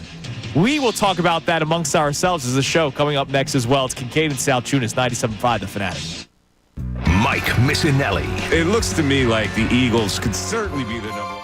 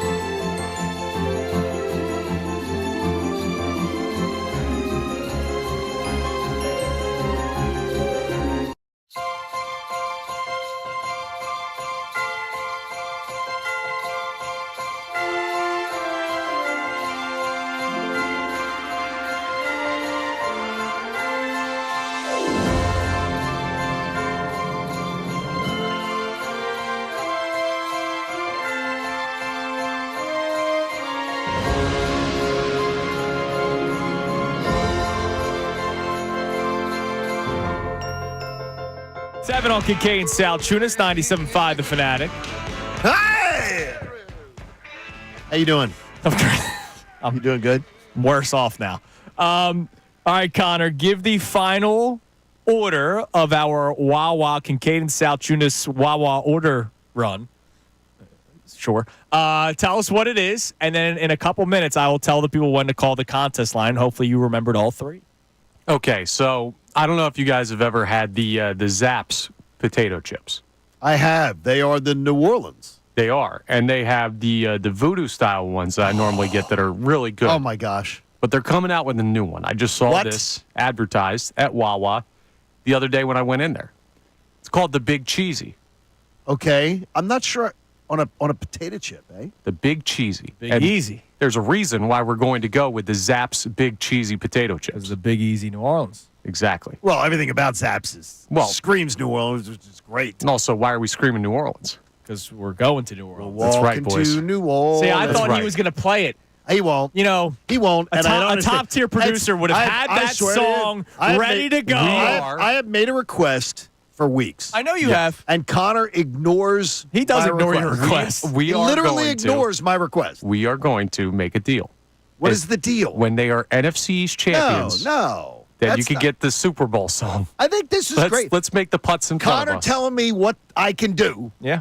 On our own show. Yeah. It's incredible. How about that? Connor's the boss. He gets to call He's the boss. I have a quick quiz for him coming up too. Okay. For Connor. By the way, remember how we were talking about Brady, how great it must be if like somebody complimented you on your food or your lecture. Dave, this is awesome. Dave, this is the random stuff that sometimes radio allows us to talk about. Okay. Dave used to work at an orthopedic office where he would put the casts on people. Travis Pastrana, who used to be like a big BMX guy, would go to him to get his cast. That's pretty cool. Yeah, a guy that's always breaking things because he's doing all these BMX tricks, and he is a personal cast guy. And Dave is that guy. So good for you, Dave. I love that. Come on, man. John? Unbelievable. Oh, I thought you were going to say I just am shaking. I was going to go with, does Joel Embiid have a personal cast guy? But he doesn't need a cast. He He needs a brace guy. Come on, man. Or a face mask guy. Brace or face guy. All right, Race. so real quick, we're going to talk to Schefter about this in the 8 o'clock hour, but I want to go around the room and talk about this. Wild situation with the Atlanta Falcons as they are benching Kirk Cousins, who, by the way, deservedly, I mean, he stinks. When He's that contract happened, I still remember laughing when they gave him this is his second fully guaranteed contract of his career, a guy that has never accomplished big picture stuff. Obviously, a lot of yards, has had success in the NFL, individual success, but has never done anything big picture team success. Okay. He gets this guaranteed contract and leads his Falcons team to a 7-7 record, which is important to mention because they are just one game back of the Tampa Bay Buccaneers. The Bucs are 8-6. And if they tie, they win the division because they won both matchups. The Falcons did. Falcons won both matchups. So they're still very much in this playoff race. And if you want to go wild card, I know it's a stretch. They're 2 games back of the Commanders. Commanders are 9-5. Falcons are 7-7. But if the Eagles win this weekend, Sure, absolutely. they fall to 9-6. If the Falcons beat the Giants this weekend, then it's a game next week for that wild card spot. It tells you the way they flex that game into prime time. right, exactly, why they're doing it. They expect the Eagles to beat the Commodes and then expect the Falcons to win. So the Falcons benched Kirk Cousins and will be riding with rookie Michael Penix. Maybe there's a reason why they did draft him. Maybe they had second thoughts on signing Kirk Cousins, which is crazy when they gave him that contract. Have you, John, ever seen a situation like this where the starting quarterback was benched this late in the season for a playoff team? And it's not injury. It's not like Kirk Cousins got hurt. It's not the Carson Wentz of 2017. They just benched him because he stinks. No, he stinks. But I've never seen it like this. And something tells me they're going to have to go back to Cousins. That something tells me about this that it might not work out or otherwise. But it's pretty wild. This is a move of desperation. It's a total desperation, and it is. I got to tell you that it's a move, I think, of a coach who's a little over his head. Now, I will say this. We have seen sometimes where the backup quarterback brings life to the team. Sure. Carson Wentz. Brandon Graham, I still remember after the comeback against the Packers when Jalen Hurts first went into that game. Okay. I still remember him saying after the game, because did they win that? No, they lost. Did they end up winning that game, the Packers game? I believe so. The Jalen Reagor punt return, yeah. Yes. Brandon Graham said after the game, as soon as Jalen went in, like there was new life. Because imagine if you're a defensive player, you get a big stop, and then the quarterback's throwing an interception 3 plays later. And that happened a lot that year. Maybe teammates are like, hey, let's go. Could be. Let's go, Rook. Could be. I mean, look, he was drafted 8th overall. Yeah, right, exactly. He's not a 6th round pick. And people didn't understand why you would give all that guaranteed money to Kirk Cousins and then you would draft a guy 8th overall to just sit. Penix needs a lot of work. Yeah. But Penix is a usual solid pocket passer. But in the biggest games of his life, Penix sort of, I don't know.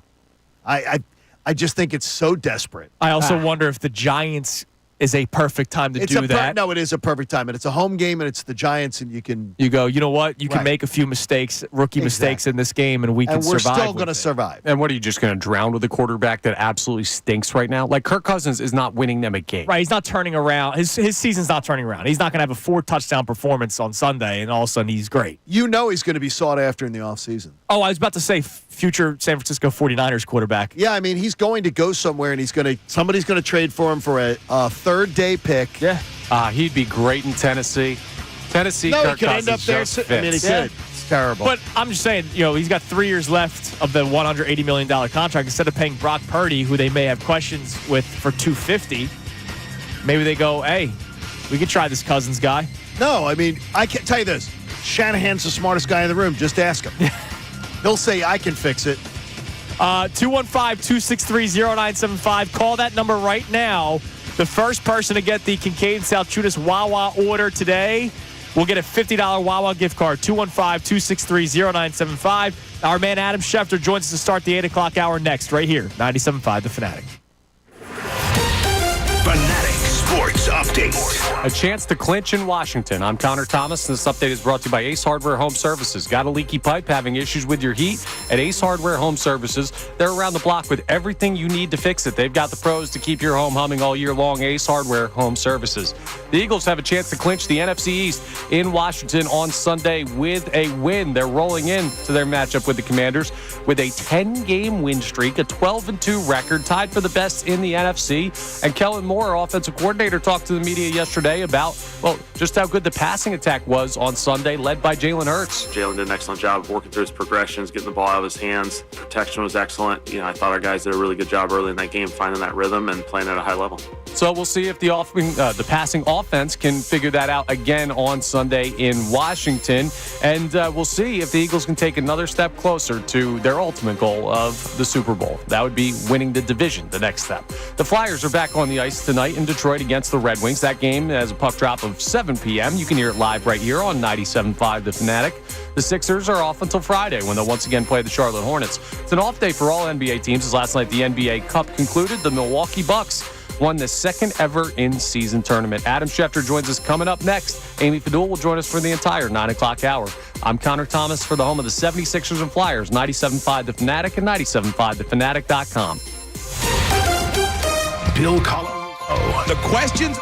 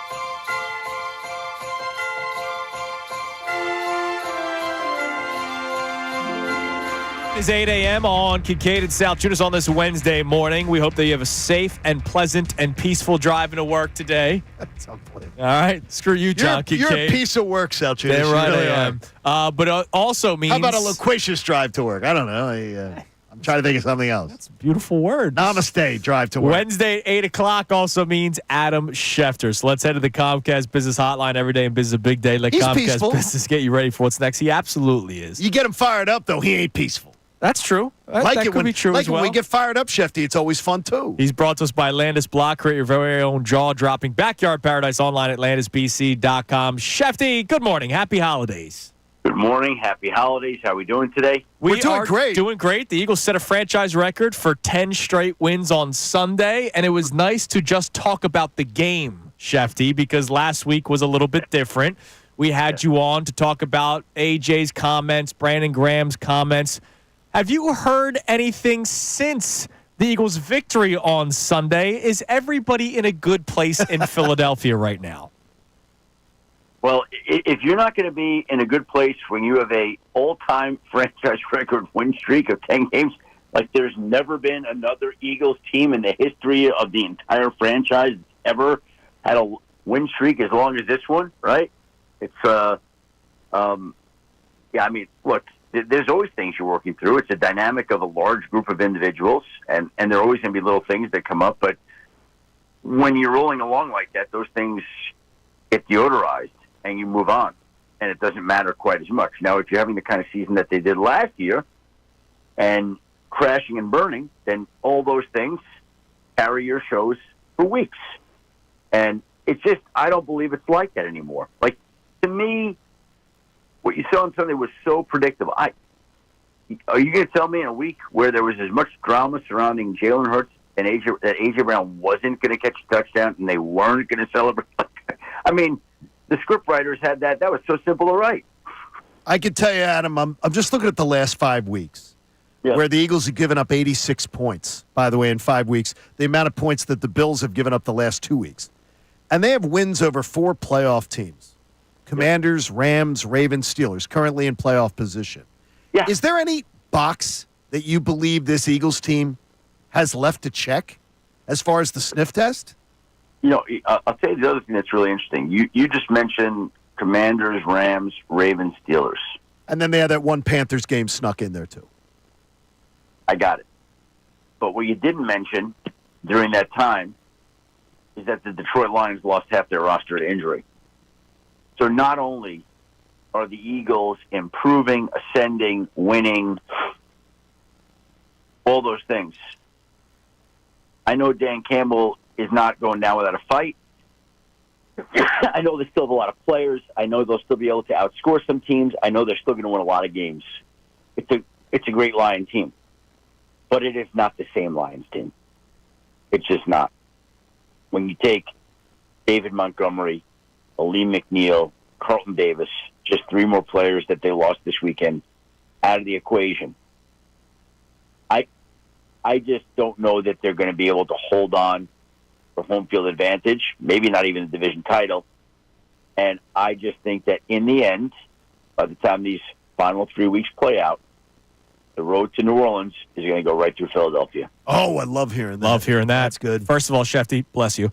Second of all, so how do the Eagles handle their business, Shefty? We've been kicking this around today during the show because the 1 seed is still very up for grabs. As you just mentioned, the Lions are dealing with injuries left and right.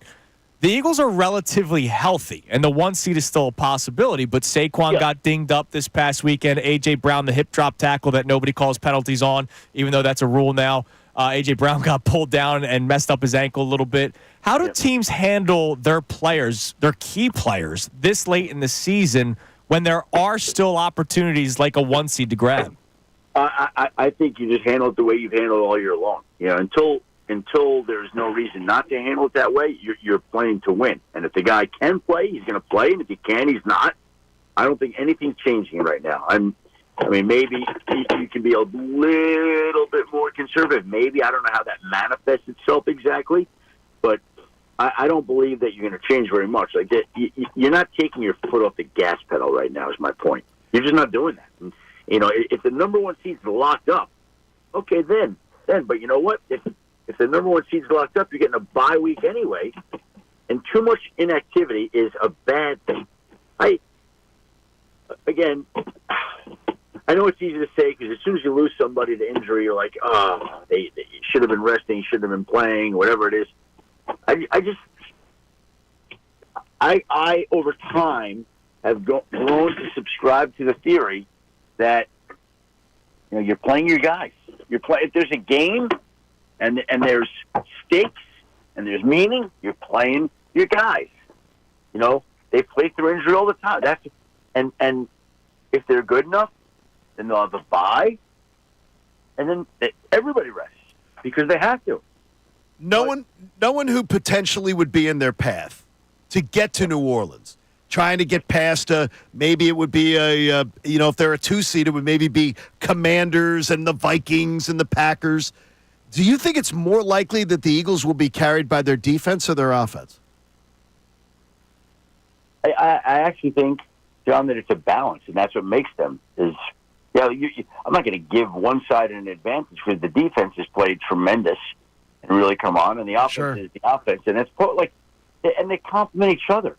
And there's a certain pressure that comes along with playing the Eagles, knowing, that you're going to have to come through on those two sides of the ball when it's really difficult to do when they're really talented on all sides. You're like, and again, I think if you go back and look at this also, this is a team that over time has replaced how many starters from last year in the Super Bowl? It's been a lot of changes, and this is a team that during the offseason lost Jason Kelsey and lost Fletcher Cox, and they lost two leaders like that, right?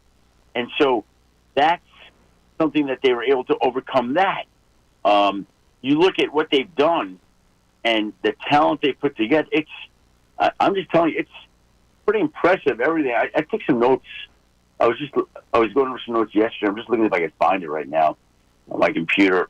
If I can get it open, I'll let you know. Okay.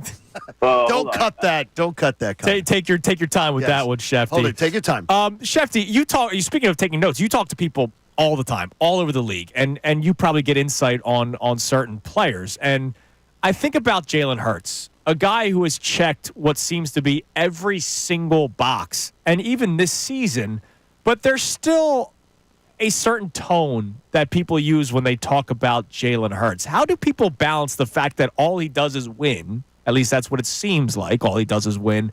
And yet people still don't necessarily think he's one of the best quarterbacks in the NFL. Well, here's the deal.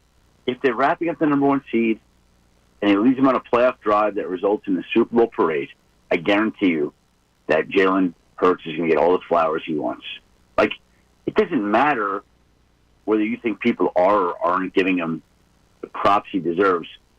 He's discussed as one of the best quarterbacks in the game. Okay, he's not thought of, I don't think, right now, like Mahomes or Allen or Lamar Jackson. He's probably considered a notch below, but guess what? If they're winning, his stature is going to be elevated. His respect is going to be elevated. The way people talk about him is going to be elevated. And I did get my notes open, by the way. The Super Bowl, they had there are 8 new starters on defense from the Super Bowl in 22. 8. That's a remade defense, right? So you look this year, and they very well may have the defensive rookie of the year, right? They signed probably as good an offensive free agent as they could in Saquon. Defensive free agent Zach Bond. Mekhi Becton became a starter. Lost those 2 guys. 7 new defensive starters this year from last year. 7. That's incredible. 7. Okay? And they're rolling along right now. We're looking at some of the moves other teams made. Look at what Atlanta did with Kirk Cousins. This is a team that opted to extend Jordan Mailata, Devontae Smith, A.J. Brown, Landry Dickerson, Josh Sweat. They picked the right guys to sign, right? So they're just in a great spot right now. They're winning. Look, when you win 10 straight games, everything's hunky-dory, and it is right now for them. You think they're the best team in the NFL right now? Right now, them or Buffalo. I mean, doesn't matter. You know, when you give up 86 points in 2 weeks, I know they won. Yep. And I know that it was some really impressive, you're going up against teams, but the Eagles literally boat raced the Rams in their building. John, and then Buffalo gives them I'm just saying is, I wonder, though, does that matter? Do you go week to week? It doesn't matter. Yeah, it doesn't matter. Here's the thing. I think the Eagles are probably the most balanced team, but the Bills in recent weeks have beaten the Chiefs. They beat the Niners, although that doesn't mean much to me, but it's on Sunday Night Football, and the snow show was pretty and aesthetically pleasing, and then they go into Detroit and win in Detroit, right? So, there are wins there that get your attention. So, again, I think there are going to be people who talk about Buffalo in that area right now. By the way, this whole time the Chiefs have still only lost one game, and they're still the Chiefs, and you get to the playoffs, and you still got to find a way to knock out Andy Reid and Patrick Mahomes and good luck with that, because the Eagles know firsthand that that's not an easy thing to do. Speaking of Adam Schefter on the Comcast Business Hotline, Shefty, sticking with the NFL, but outside of the Eagles, have we ever seen a time, this is why I hope your computer is still open, have we ever seen a time where a quarterback was benched in Week 16 when still being just one game back of the division lead and just 2 games back of the final wild card spot? And, of course, I'm talking about Kirk Cousins and the Atlanta Falcons. And the team had just paid him $100 million guaranteed money a month ago. I'm gonna check into this, but I'm gonna guess off the top of my head that there's never been a scenario like this. I'm gonna guess. John, are you sorry you're not a radio host in Atlanta this morning? No, I really enjoy being in my hometown, but I would absolutely be having a field day with this, and Arthur Blank already does not have me on any holiday card list. So he's glad I'm out of town. I can promise you that. And what would be your biggest take if you were in the Atlanta market this morning? That Arthur Blank picked the head coach, and Arthur Blank picked the quarterback. And Arthur Blank heavy-handed the hiring of the coach and wouldn't hire Bill Belichick. That's one thing. That's one thing. They wouldn't be in this mess. If Bill Belichick was their coach right now, the Falcons would have 10 or 11 wins. I really believe that. Well, I'll just say this. If Bill Belichick is their coach, I would bet you that they're not signing Kirk Cousins and drafting Michael Penix 8. I would agree. And they would have probably gone and gotten I don't know, pass rusher, something along the lines of scrimmage or something to help them. So, yeah. I don't know what they would have done, but they wouldn't have done what they did. No, they wouldn't have done what they did. I'll tell you this also. Again, there were people around the league who felt like that weekend that Bill was going in for the second interview, I remember speaking to people, they felt like it was done. And then it wasn't. Yeah, Arthur's heavy-handed. I've learned that firsthand. Over 20-some years, I learned that. That's amazing. Hey, Shefty, real quick, will Adam Schefter still be the lead ESPN NFL reporter at the age of 91? Who's doing what at 91 now? Hubie Brown. They just announced he'll be doing his final broadcast on February the 9th at the age of 91. I just want a little love to the ESPN family. Schefter be retired by then. You know what? A couple of thoughts there. Number one, I was there last night at the Sports Broadcasting Hall of Fame when they inducted Chris Mortensen and Hubie Brown and Andrea Kramer and Mark Lazarus, some great worthy candidates there last night at this event. Brian Gumbel, incredible, Andrea Kramer, legends in the industry. And they announced there that Hubie Brown, I didn't realize he was 91, would be doing his last game on Super Bowl Sunday in Milwaukee. And they played a video clip, and on these video clips, there was a pattern there of Bobby Portis continuing to hit shots and then going, I did that for Hubie. Hubie, that's for you. Bobby Portis loves Hubie Brown. That's awesome. And it's fitting that his last game will be in Milwaukee, where Bobby Portis hopefully will be healthy enough to play that day and get to hoist up some threes for Hubie Brown that day. Yeah, it's really cool. In 91, I might be working if the Lord is willing, and I'm alive at 91. I might still be working. I don't think I'll be doing an NBA game in Milwaukee on my 91st birthday or an NFL game in Milwaukee. I don't expect that. You'll still be playing NBA fantasy, I know. We know that for sure. And I'll tell you with one story, maybe Oh my! So remember when I was doing NBA playoff games for ESPN? Like I do. I'm old enough to remember this. Yeah, I did a handful of. I had the great honor of working with QB Brown one of these games, and so it happened to be a playoff game in Chicago. And if you Google it right now, it was literally I landed, and as I landed, the Bulls announced that Rajon Rondo, their point guard, had broke his thumb, and he was going to miss that night's game against the Celtics. I believe it was Bulls Celtics. And so I went to the hotel to meet play-by-play man Mark Jones and QB Brown and the producer, I believe it was Chip Dean. We sat down. I said, hello, men, sat down and they asked QB for his take on the game, and he went on a 10-minute analysis, really, really good about how Rondo's gone, and now it's in the Bulls, big man.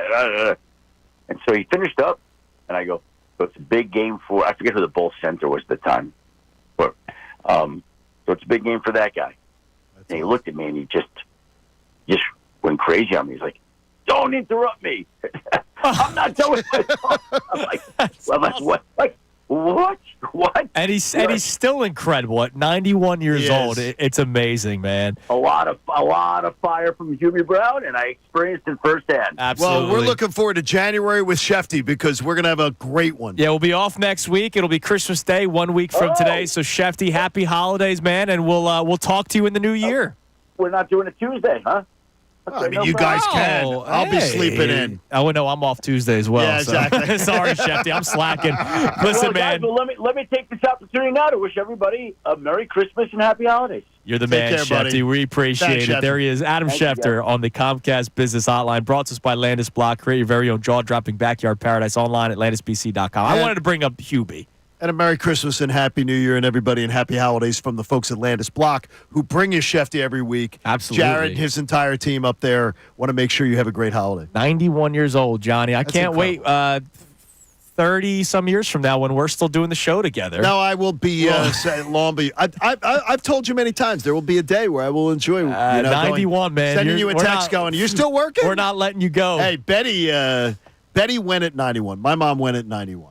And went to the great beyond. Yep. And she till the last week of her life had her mind, had her. Yeah. The only thing she didn't have, her body was breaking down, but she had her mind, she had her spirit. And Hubie Brown is the same way. He's amazing, man. A great dude. 91 years old. Great dude. No, come on, Connor. Let's give us at least one story. It's time now for today's headlines with Connor Thomas. Today's headlines with Connor Thomas. I promise when you're doing a show on your 91st birthday, we won't interrupt headlines. Buddy, I'm not seeing 91. Not the way he eats. Not the way I live. Bottom line, so we've got an interesting storyline. The NBA had the NBA Cup last night. Nobody really cared. Okay, yeah. Told me to do one story, and I get a fart noise 2 seconds into it. I appreciate it. Do you know what's going on with Darvin Ham? No. Because this is nuts. He's the assistant coach with the Bucks. I know that. Okay. Sure. Where did he coach last year? The Lakers. So he is 14-0 in NBA Cup play. Oh, my God. He has never lost an NBA Cup game. Darvin Ham. GM LeBron.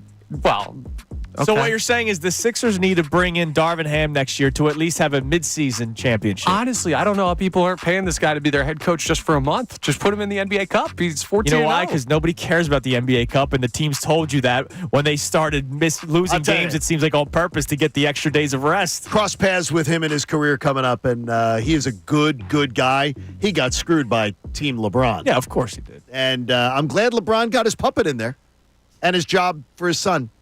Yeah, JJ. Great. Hey, Connor, real quick. Oh, no. Can you not hit the music for 1 second? You got a minute. Connor, I want to put you, there's 3 words you need to know about that could be dangerous. Okay. And Haley's single, too, so she needs to know this.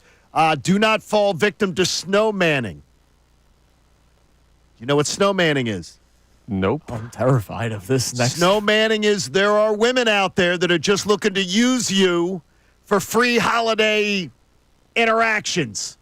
Is Connor complaining? And they're gonna let the snowman just melt. They're just using you. Okay. So I want you to know. That's a fun Connor. couple. Frosty. All right, now here, there's other ones too, Connor. Couple weeks. There's dude. other Connor. There's a dangerous women. Sledging. Do you know what sledging is? I don't know what any of these It's are. a woman who just wants you on her arm and maybe something else for the holidays, and she's going to try you around to family parties, try you around this, and then maybe some extracurriculars, and then dump you like in January. Sledgehammer. That's a song by Peter Gabriel. Be careful about winter coating. This is one that doesn't apply to you.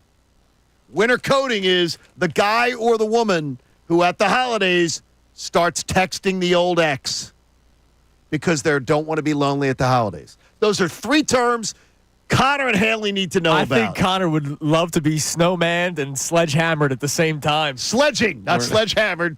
Can I hit the music now? Yes, I don't want any of these you things. may now. I'm warning you. I don't want any of these things. I want everyone to leave me alone. Those things sound nice. All right, coming up next. A lot of predators out there, Connor. Don't I know it. Connor's saying I'm their prey. Be careful. He don't care. Connor. All right. If you missed the Jay Glazer report, that should be celebrated and not attacked. We will play that for you next. Also, Brian Dawkins talking about the Brandon Graham situation. Again, this discussion is admitting that there were flaws and faults with the Eagles and celebrating the fact that they overcame those issues.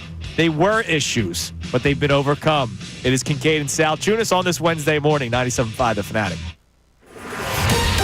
Fanatic Sports Update. Birds focusing on the division. I'm Connor Thomas, and this update is brought to you by PayPal. Get exclusive cashback offers in the app and with the PayPal debit card. Stack 5% more in your chosen monthly category on up to $1,000 in purchases. Don't just pay, PayPal. The Eagles are focusing in on the division. The final 3 games of their season are divisional contests. And this weekend, it's the Washington Commanders down in Washington that will be their opponent. The division up for grabs. If the Eagles get the victory on Sunday, well, I guess it's only up for grabs for the Birds, they will be NFC's champions with a win. Their 10-game winning streak would indicate that that's probably a possible scenario for them. And the commentary from Kellen Moore would say that the offense is set to make that happen. Jalen did an excellent job of working through his progressions, getting the ball out of his hands. Protection was excellent. I thought our guys did a really good job early in that game, finding that rhythm and playing at a high level. Yeah, the passing game, the offense, high-level play against the Pittsburgh Steelers on Sunday, which is what Moore was referring to. We'll see if they can keep that up on Sunday. The Flyers are back on the ice tonight in Detroit against the Red Wings. That game, puck drop, is at 7 p.m. You can hear that live right here on 97.5 The Fanatic. The Sixers are off until Friday when they'll once again play the Charlotte Hornets. It's an off day for all NBA teams, as last night the NBA Cup concluded with the Milwaukee Bucks winning the second ever in-season tournament. Adam Schefter just joined us. You can hear that full interview podcast on our website, 975thefanatic.com. Amy Fadul will join us for the entire 9 o'clock hour. I'm Connor Thomas for the home of the 76ers and Flyers, 97.5 The Fanatic, 975thefanatic.com.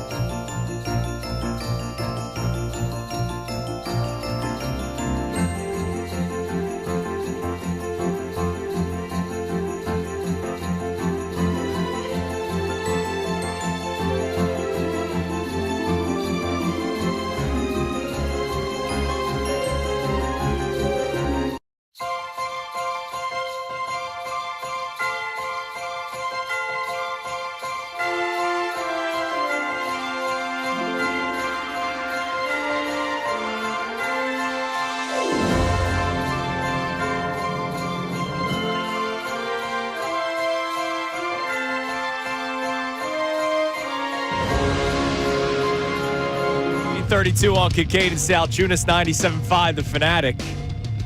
Connor, John just said I'm going to pull an Andrew during this commercial break. Hey now. What does that mean? Not that. We're going out to lunch after the show. Crew. You, me, John, Haley, Gunner. And we were talking about this. I was like, have you looked at the menu yet? I'm a pre-restaurant menu checker. Do you do that? Hell no. Never. Well, Never? That's right, because you know what? Never That's once. planning, and he doesn't do that. You don't look at the menu. Like if Why would I your look at mom the says, menu? "Hey, I want to try this new place," you don't look at the menu beforehand. No, I know what type of restaurant it is. I know generally what they have. I'll find something when I get there. See, They give you time before you have to order. When you sit down at the table, the menu's there. Yeah, but you know what? To And then me, you it's can look the at it. excitement building up to the restaurant arrival. I'm excited anyway. I'm Like going to a I'm telling you restaurant. right now. So the family, me, Christy, and Coop, will be in Clearwater 3 months from now with our friends from Philly Sports Trips. You will plan the menu? I will know everything I will eat come mid-January. Yeah, see, that's insane. Is your wife the same way? Yeah, she actually Because is. Christina is a look at She the menu is, before yeah. going person. This is why we work, you know? We both check out the menu beforehand. We know if we're going to get something to eat there. There you go. Now, I would go regardless. Christy's like, oh, I don't like anything. I'm not going. That's her flaw. I would try everything. Yeah, but I'm not picky. Like, No, neither am I. there's nothing that I'm going to sit down and be like, this place doesn't have anything. No, for but it's not me being picky. It's me being excited for the arrival of the restaurant. Just don't be snowman. I just exist. One, I'm always excited about everything. Two, You I are. just like kind of float through. Nothing He's- can kill that mood for me. He's an Irish. He's like, seriously, he's the big golden retriever. That's great, man. Hopping around. I've seen so many people with the golden retriever, or they got a new puppy. Congratulations to Adam Joseph from Channel 6. They just got a new little puppy to bring in for their older dog. Ah, okay. So their older dog is and the older dogs are like, it's so funny. They're like thrilled Yeah, they find new that life, this man. little puppy's coming into That's the house. beautiful. They find new life. I would think that's amazing. Connor, can you check the text line for us? And then we will replay this audio from Jay Glazer and Brian Dawkins about some of the issues that the Eagles have dealt with this year, but they've overcome, which is what Sure. we're trying to celebrate. And again, Jay Glazer, reporter, Evil Media, and Brian Dawkins, you love him. What do we got on the text line, Connor? All right, so Colby checks in from Central PA and says on the discussion about the Eagles and the 1 seed and resting players, I think you play normal football. Start your normal guys. Don't let anything get away from you. Keep control of your own destiny and keep it safe. If we're up 2+ scores in the fourth, you take your big dogs out just like normal games. The 1 seed is not more important than the health of the team. Yeah, see, that's what I would do is keep business as usual. And Schefter said that too, right? Like you don't want to start getting into bad habits. Yeah, you don't want to do that. So I'm keep business as usual. It's just you do have the fear. Like Saquon got banged up last week. Do I want to run him 25 times if I need him to this weekend? And who knows? Maybe they do need to go back to a run-first attack against the Commanders.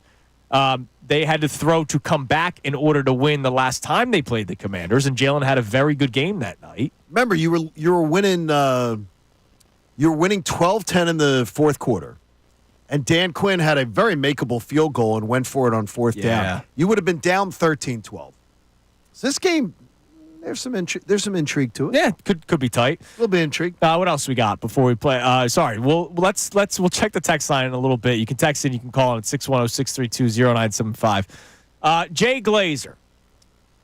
This was an interesting report that kind of came out of nowhere yesterday, but I understand why, because earlier in the week on Fox, the Sunday morning show, all the pregame festivities, he was giving the reports, who's in, who's out, injuries, but he also talked about Brandon Graham and how he addressed the team following his comments that he made early last week, and then that Jalen Hurts and A.J. Brown dapped it up in front of everybody to show everybody, hey, we're good, we're united, let's go win this football game.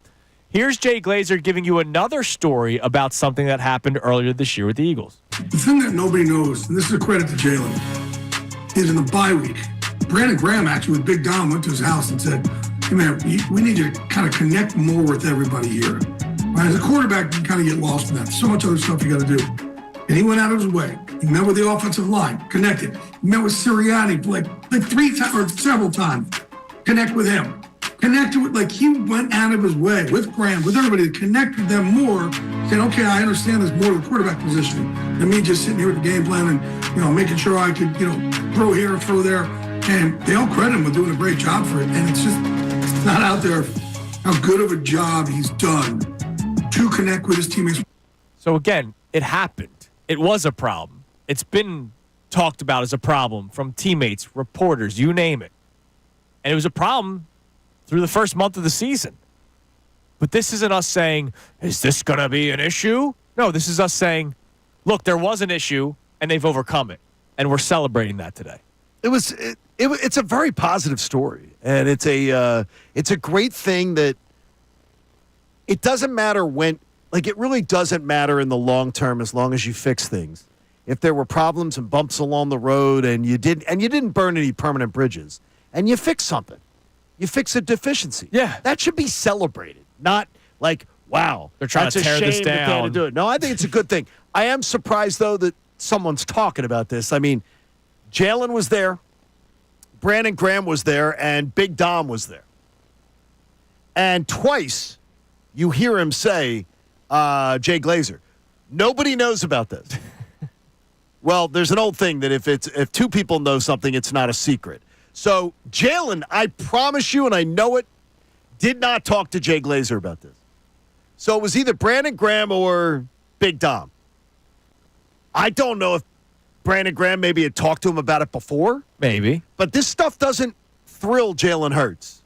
People talking out of last year, there was beef over A.J. Brown telling the media that him and Jalen went rogue in the Seattle. You understand why that's totally this different. is a positive story. No, yeah, but no, not that everybody had to come to his house and tell him to improve on something. Yeah, but I just think this is bad. It's bad form. See, I don't like. I think it's I'm bad not saying you're form. wrong in having this reaction. I did not even come close to having the reaction that you're having. Yeah, me either. Well, I'm just saying to you, Jalen does not like this stuff. He doesn't like people. Last year, when A.J. Brown and Jalen went rogue, and then A.J. wouldn't talk to the press. I remember the whole story. Jalen let the head coach look like a fool instead of taking ownership.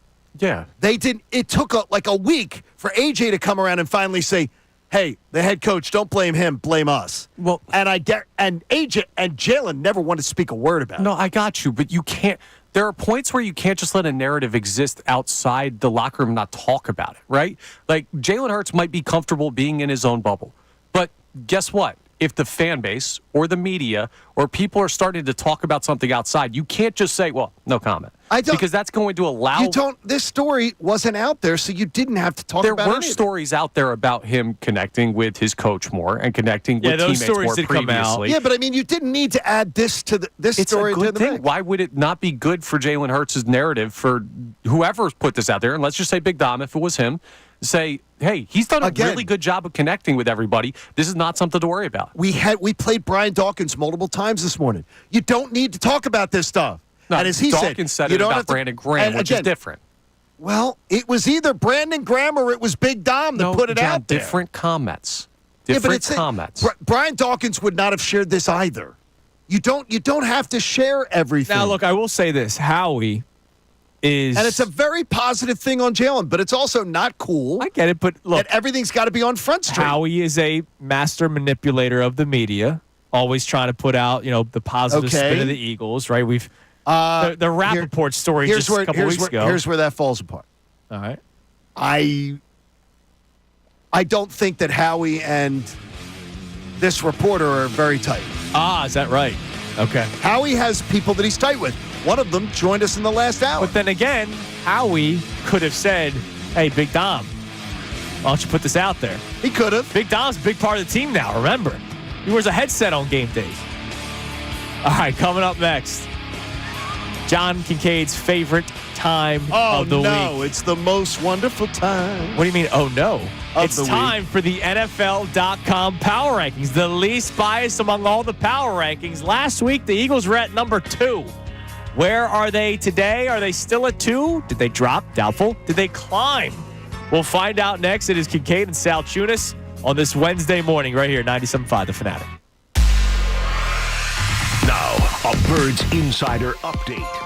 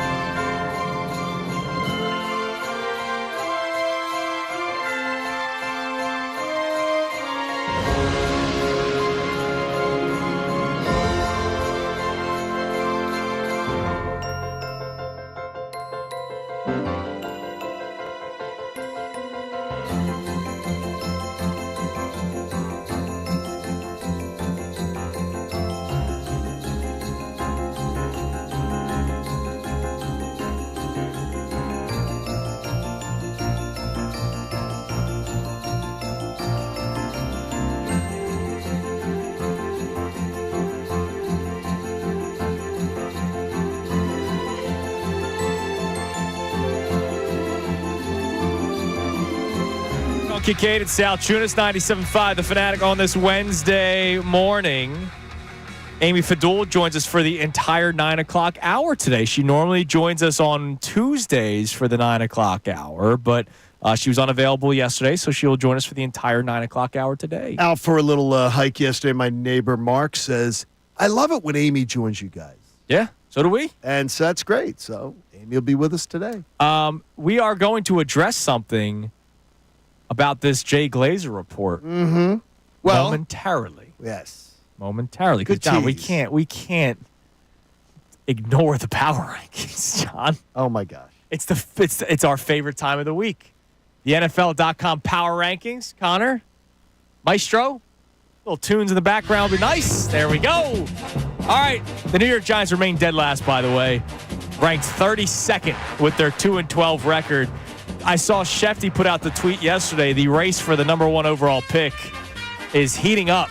The Giants are 2-12. The Raiders are 2-12. It's amazing. We're coming down to the wire. Who would have the first overall pick? By the way, the Titans just 3-11. They have a chance as well to still get that number 1 spot.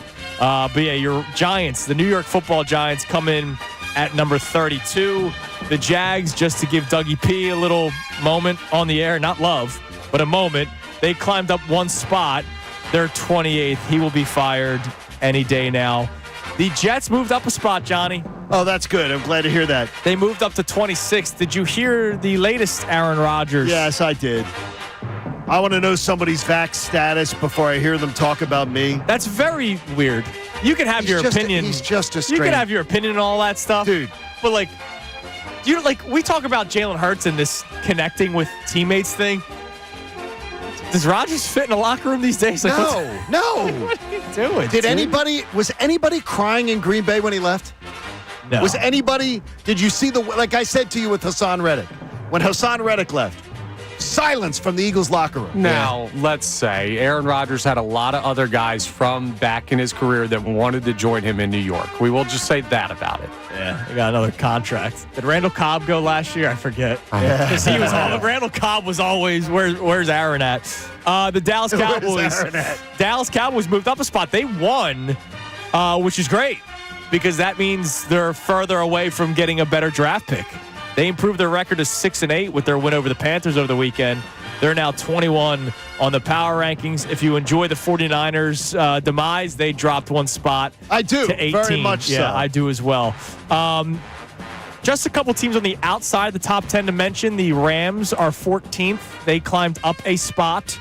Okay. And the Bucs climbed up 2 spots to 12. Those are 2 potential playoff teams in the NFC. And for the first time in a while, the Commanders are back in the top 10. They climbed up 1 spot after their win over the weekend. So they are 9-5. The Eagles play them this Sunday at 1 o'clock. And as John has told me a couple of times, 17 degrees come kickoff. A wind chill, I believe, is going to be high teens. Oh, gosh. It's going to be a high of 24 here. Or 25 on Sunday. It's gonna be a frigid weekend. Nasty. Eagles handing the Steelers the loss. That means the Steelers drop 2 spots. They're at 8. The Broncos are at 9. Ravens move up to 7. Packers at 6. Your top 5. The Minnesota Vikings stay put at 5. The Lions dropped 3 spots to 4. They were still number 1 last week, if you remember. The Eagles were number 2. The Chiefs stay at number 3. The Bills hurdled the Chiefs and go from 4 to 2, which means the least biased of all the power rankings, NFL.com, Johnny has the Eagles at numero uno. Their eyes, the best team in the NFL. We talked about that earlier this week. The write-up, Philadelphia passed its way to victory over Pittsburgh, and everything was suddenly okay again in Eagle land. Last week's drama did admittedly feel spicy at first, but the heat wore off pretty fast. Jalen Hurts and A.J. Brown did their best to douse any narratives about off-field acrimony by connecting 8 times for 110 yards, a touchdown, and a celebration that Brown explained was intended to, quote, tell everybody to shut up. Got it. Devontae Smith silenced anyone questioning his health or role in the offense, giving Philly a true 2-headed monster again. And it's nice to know that Saquon Barkley doesn't have to deliver a sonic boom every week. The league's leading rusher can have a relatively quiet day, and the Eagles can still roll against a good defensive team to boot. Even with Hurts' first quarter fumble, he and Brown were dialed in early and often. This is a really good football team that can hang out with and beat anyone out there. I love it. They're a really good football team as the number 1 football team. Yeah, they're really good. They're the best football team. Say it with your chest, Eric at home. I'm glad to see people coming around. Yeah, Eagles number 1 football team. Come around. All right, coming up next, 9 o'clock hour, which means today, at least, Amy Fadul will join us for the entire hour. We will throw the topics her way. Also, I'm curious to get her thoughts on the Embiid discussion we had yesterday. We won't talk to her about that until like 9:30. But I'm curious to see where she stands on this because she covers the Sixers every single day for NBC Sports Philadelphia. And then I said to Connor earlier, I would like to hear his Phillies wish list because it looks like the cupboard is bare at this point. Connor reminded us it's only mid-December. So we will find out Connor Thomas's wish list at some point as we are 1 week away from Christmas, Johnny. It is Kincade and Salciunas on this Wednesday morning, 97.5 The Fanatic. Fanatic Sports Update. More praise for Hurts. I'm Connor Thomas, and this update is brought to you by Wawa Holiday Gift Cards. Wawa has a gift card for everyone on your list. The perfect gift for your mail carrier, kids, teachers, and coaches, dog walker, and babysitter. Everyone loves a Wawa gift card. The Eagles, well, they're feeling darn good as they enjoy their 10-game winning streak, and Jalen Hurts has been a huge part of those 10 straight games won. His biggest game in that 10-game win streak, arguably, was this past Sunday against the Pittsburgh Steelers when he went for 290 yards through the air, threw for 2 touchdowns, and his offensive coordinator very pleased with his quarterback's efforts on Sunday. Here's what Kellen Moore had to say about it yesterday. Jalen did an excellent job of working through his progressions, getting the ball out of his hands. Protection was excellent. I thought our guys did a really good job early in that game, finding that rhythm and playing at a high level.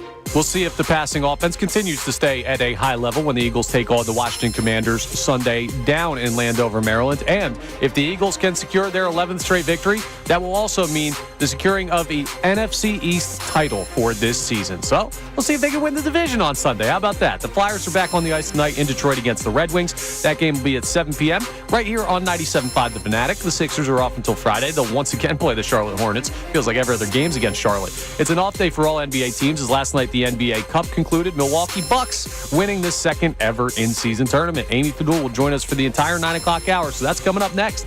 I'm Connor Thomas for the home of the 76ers and Flyers, 97.5 The Fanatic and 97.5thefanatic.com.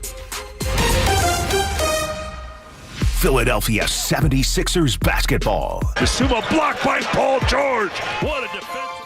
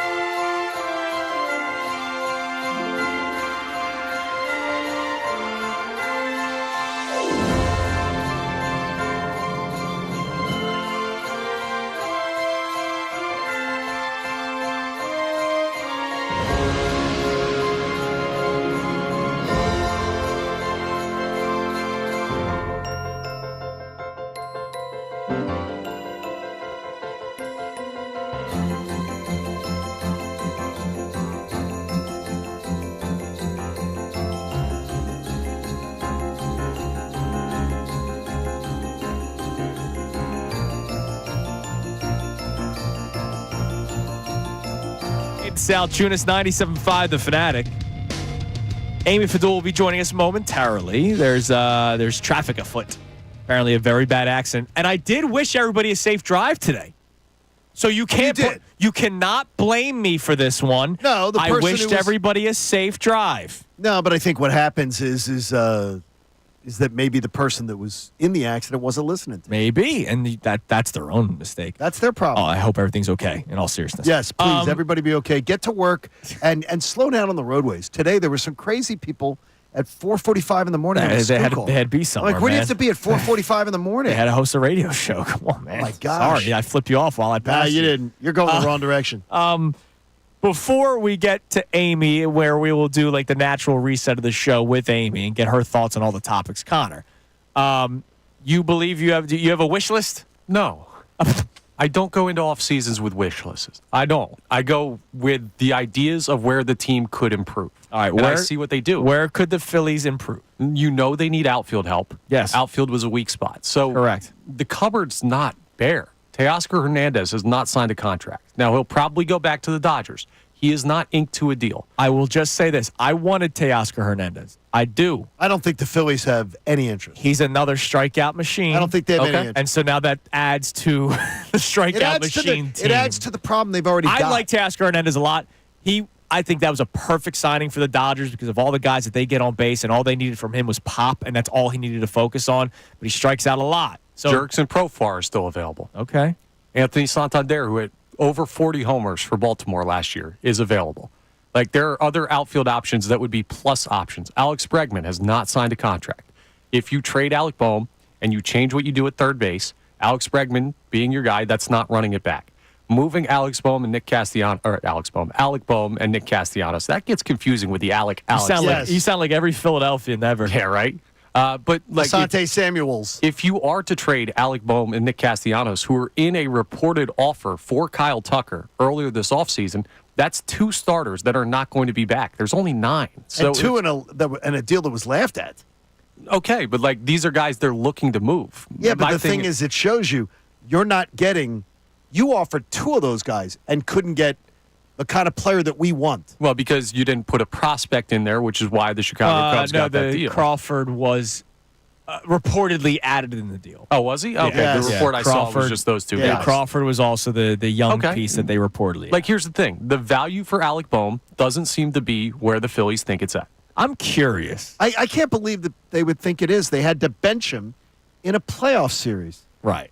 Because of his childish antics that he showed in the playoffs the year before and down the stretch and various times when he was struggling in 2024. And people were tired of it. But I'll ask you guys, does it seem like a situation where Alec Boehm's going to be the third baseman of this team next year? Or does it feel like there's been so much talk there's no way he comes back? So here's it again. Rob Thompson at the winter meetings all of a sudden doing the whole, he was never on the market. Rob Thompson. There's 2 reasons for it. Either one, let's try to publicly fix this, or maybe this is a play to try to get him moved. Let's speak so glowingly of him that a team goes, oh, we want that guy. I think better yet, you put something out on the table at the yard sale, and everybody came through and said, too high, too high, too high. You kept changing the price. You're not getting your price. And then you're like, well, we may have to take him back. Or I think that's drop what the price. I think that's what the Rob Thompson thing was last week. It was, he may be my starting third baseman, so I got to appear. But you're saying drop the price, so you're going to move him just to move him. Well, no, You that's could. the kind of thing. Listen, if you're going to move him, you're going to bring someone else in to play third base. So anyway. I was about to say that what I'm curious to see is if these guys do come back, both Castellanos and Alec Boehm. Now, we've already seen Castellanos on the trade block come back. And he played well last year, except for the month of April. He was one of your best players. I believe he was your best player from start to finish last year. He handled it well. He's a professional. He's been moved before, right? He was with the Tigers, Cubs at one point, Reds. Like, he's been moved, or he's becomes not a journeyman, but he's bounced around. Alec Boehm has never experienced that. And he was already dealing with, clearly, issues of his own last year. How does he respond to being on the trading block the second the season ended, it felt like? That's a fair question. I'm curious to see how he returns. But, again, the date is December whatever it is, 19th? Today's the 18th. Today's the 18th. Tomorrow is the 19th. We got our days all messed up this week. My point is, we're in the first quarter. We're just finishing up the first quarter of what is the MLB offseason, right? The winter meetings just happened last week. We're looking at a situation where there is a lot of time for a lot of stuff to develop. So the thought they're running it back again, the thought that the cupboard is bare, it's just not the time to determine that yet. But what we've learned is what they've got to peddle on the market. They're not dealing with hot stuff that anybody really wants unless you're going to go into your top prospects. And I don't know about you. I don't want the top prospects gone. No, because this team is saddled with some horrible contracts. I don't think by they the way, the hazelnut has checked in. Yes. I love hazelnut. He said Dave did tell us he was running it back. He said not surprised. No, he believes in this team. He says I don't, but he believes in this team. So maybe. And I love somebody responded to my tweet yesterday with a gif of Mike Trout. And no, for God's sakes, no. Look, can we just stop with the Mike? What, Mike Trout here for 25 games? You want Mike Trout here to be on the DL? I'd rather have Amy Fadul on this team. No, I'd much rather have Amy Fadul because I know she's going to be here. On time. Hey. Hi, Amy. What's up? Adventures in morning I love that I walk driving. in the Mike Trout discussion. Yes. Yeah. Every time. Connor's trying to calm us down that, he obviously doesn't the have a offseason's wish not list, over but yet. he does have a wish list. Yeah, he does have a wish list, but not a wish list. No, I'm just saying the cupboard's like a wish open. I don't list know to what I me. want to eat yet, but I just open up the fridge and see what's there, and it's not empty. It's December. There's a lot of time for stuff to happen. You got some stale Triscuits What in that cupboard. What you have, though, Connor, is what's more appropriate is you're shopping at you roll into Whole Foods or Giant or Acme, and you only have you're finding out what you got in your pocket to buy something that you really want. You don't have. We don't know that yet. We know it hasn't worked. We know that we know something. We know that that every team knows who's available, and nobody's biting. Nobody's bitten yet. There've been they're just 4 waiting. trades this You offseason. are. I love your optimism. You know what? It's one of the most beautiful things you're about me you. before Cooper was born. God, you're optimistic. I stood. Wait, fatherhood has jaded you? I would go. That's what did it? No, fatherhood has given me not have any free time. Oh, I would go to the Jersey Shore. I'd throw that fishing line out there for 6 hours and not catch a damn thing some days. But I stood there that whole time. But you did it. You did I it. stood there. Gotta have patience, everybody. All right, Amy, welcome. Good morning. Thank Good you for morning. coming in today. Sorry, Mike. That's okay. I did, and I said to John, I did wish people a safe drive. He did. You did. Well, Yeah, he did. apparently the Apparently it tractor didn't trailer work did out. not hear you. That's a shame. He was busy. All right, so we've been talking about this Jay Glazer report. Did you see this yesterday? I did, and I heard you. I've been listening, obviously, but I did see it yesterday. We appreciate you listening. Of course. Let's play it. We'll favorite react to it, and then there's an update that we have not known about until our man Brendan Gunn, again, the number 1 BG in the city in my power rankings right now. Brendan Gunn is number 1. Strong. Brandon Graham is number 2. Strong. But Brendan Gunn, since everything that happened last week, has surpassed him. Because he's not going on the airwaves talking noise. Take a listen to what Jay Glazer said yesterday on his podcast about Jalen Hurts. The thing that nobody knows, and this is a credit to Jalen, is in the bye week, Brandon Graham actually with Big Dom went to his house and said, hey man, we need you to kind of connect more with everybody here. Right? As a quarterback, you can kind of get lost in that. So much other stuff you got to do. And he went out of his way. He met with the offensive line, connected. He met with Sirianni like 3 times or several times. Connect with him. Connected with, he went out of his way with Graham, with everybody to connect with them more, saying, okay, I understand there's more to the quarterback position than me just sitting here with the game plan and, making sure I could, throw here and throw there. And they all credit him with doing a great job for it. And it's just not out there how good of a job he's done to connect with his teammates. So what we've been trying to talk to Eagles fans about today, and I say Eagles fans, we are Eagles fans, but I'm, Sure. There's still the weird stink that we have that we are media members, right? Even though I'm literally decked out in Eagles green today, but God forbid I speak into a microphone. These were issues. Yeah. What A.J. Brown brought up last week, what Brandon Graham then said for whatever reason on his own accord, these were issues. This Jalen Hurts story, this isn't the first time we've heard leadership issues. We heard it last year. We heard it during the offseason. We heard it during OTAs and training camp. And now, even though many months have passed, we hear that through the first 4 weeks of this season, it was an issue. However, we can also say good for Jalen for overcoming these issues. Right, and being receptive to fixing it. Yes. I think that's the thing. So the thing with Jalen and the kind of, I don't know, I guess the way that he carries himself doesn't necessarily lend itself to outside people thinking he's a good leader, right? And so when you talked about the leaders in the locker room, especially when we talked about the collapse last year, no one pointed to him. You're pointing to the Jason Kelce's, the Brandon Grahams, the Fletcher Cox, that type of vibe. No one ever talked about Jalen Hurts just because that's not how he presents himself. It doesn't mean that he's not a leader. It's just like from the outside looking in. So that's where those issues have kind of come up because from the outside it doesn't seem like it. And then you hear some rumblings inside the locker room. You're like, oh, maybe he isn't. But for him to be receptive enough for someone to come say, hey, you need to do a little bit better. You need to do more. All right, let me know that. I think that's, to me, the mark of a really good leader is recognizing your fault and then correcting it. And one of the issues, John, that I had last year with a lot of Eagles fans who go, and even during when the show first started back in March, well, that's not the kind of guy he is. Don't make him do things. Dude, when you're the franchise quarterback, I don't care what your personality is. You have to operate outside of maybe what you are comfortable with. That's why you being get paid, a leader. That's why you get paid $250 million. And I think this is his maturation process of that. For a parallel, look at Tyrese Maxey for the Sixers. Always deferring until last year they were like, no, you're an all-star now. So he did. And he was able to speak up more. I think you just have to sometimes tell people, like, 1, it's your place. 2, we're okay with it. 3, we need it. We need that from you. Okay, I'll do that. And the best thing is that for the most part, Jalen has been exceptional in the lead by example. Right. And to me, a lot of people think, well, lead by example. I don't have to be the vocal leader. Yeah. Look, Bryce Harper's not the vocal leader. Right. He's not the rah-rah in your face guy. Hoskins. It was Reese Hoskins. Schwarber. It's Schwarber. Someone else has to take that role. But if you look at the work ethic, Bryce Harper he shows sets the example. He sets the example. And a lot of guys think that's enough. And so for some people it is. Like, I think we've talked about this on the show. I'm not an external motivated person. People yelling at me doesn't do anything for me. I'm an internal motivation. I wish Scott would stop yelling at me. Some people like that, though. Some people respond well. So knowing that Carson Wentz, John DeFilippo hated each other.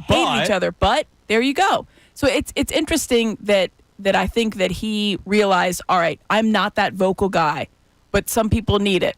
And they've told me they need it, so I'm going to go ahead and be that guy. And I think you've seen that. You've seen him be a little bit more demonstrative. We all get to see the videos of when he's like, breaking them down right before they go on the field or in the locker room, whatever. And that to me, I was like, all right, that's a little different, and I appreciate that. This is dumb. It might be too much. It may be me reading too much into it. But yesterday I was seeing a reel that someone had put out there of Jalen Hurts after touchdowns in 2023. Mm-hmm. And Jalen Hurts after touchdowns. You're not reading too much into it, man. Jalen Hurts after. Talk about Zapruder film. Let's go break it down. Jalen Hurts after the bye week.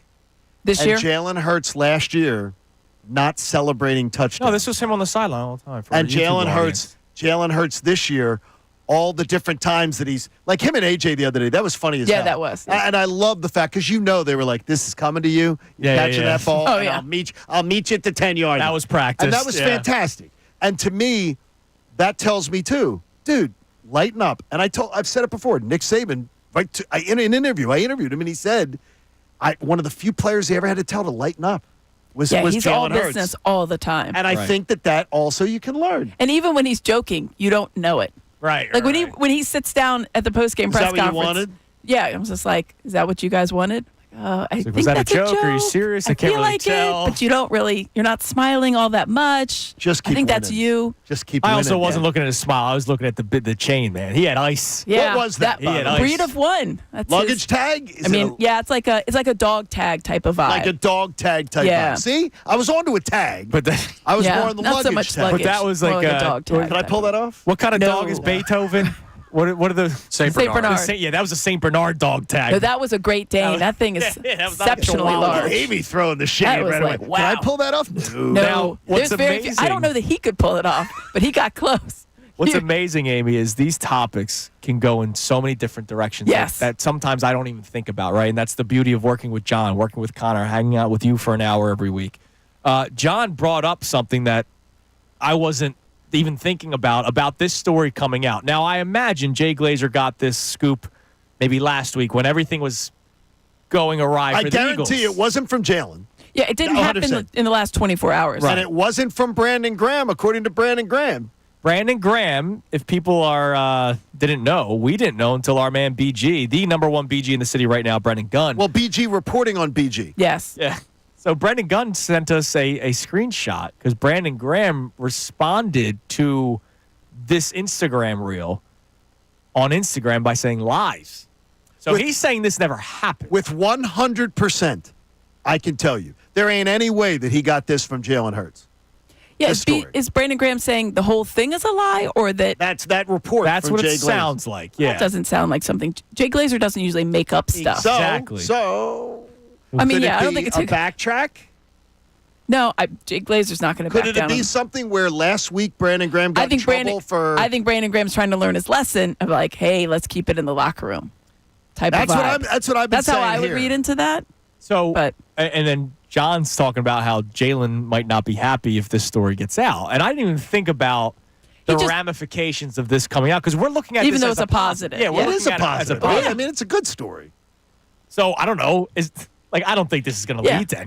I don't think it's going to blow up in the way that last week blew up. I think it's more like, hey, everybody, if we can just kind of keep everybody on the same page with the limited talking. stuff Yeah, seriously. that gets out. Stop it. But in this case, it is one of those things that because it got out, it's not the worst thing in the world. But it's kind of like, all right, maybe we can just play a little bit more damage control. Let's just keep this in the house. But yeah, I don't think it's going to turn into like, oh my gosh, no. because it is a positive in that regard. So it'll be interesting to see if they address it in any way. Obviously, Brandon Graham addressing it, that's the only place he can really address it. Whether right. Because he's he's not in the practice locker room. You're not coming up to him in the practice locker room and talking to him about it. Right. Jalen's not going to talk about it. Jalen definitely not. Jalen is not talking to these and you insiders. don't have interviews with Dom. So there you go. It's an end story. How important is the 1 seed for you? Not as important as, and I know you guys talked about it, and I think Adam Schefter hit the nail on the head. As soon as he said it, I was like, yeah, health is number one. 1 seed is great. Obviously, hosting throughout, we all know the magic of being that. I was at that NFC Championship game where both of them, they absolutely just owned it. And that's what you want. You want that home field advantage. And to me, I think that's important, but not to the detriment of the health of your team. So I think you keep everything. Keep the main thing, Yes. quote Jalen Hurts, and you just keep on trucking as you are.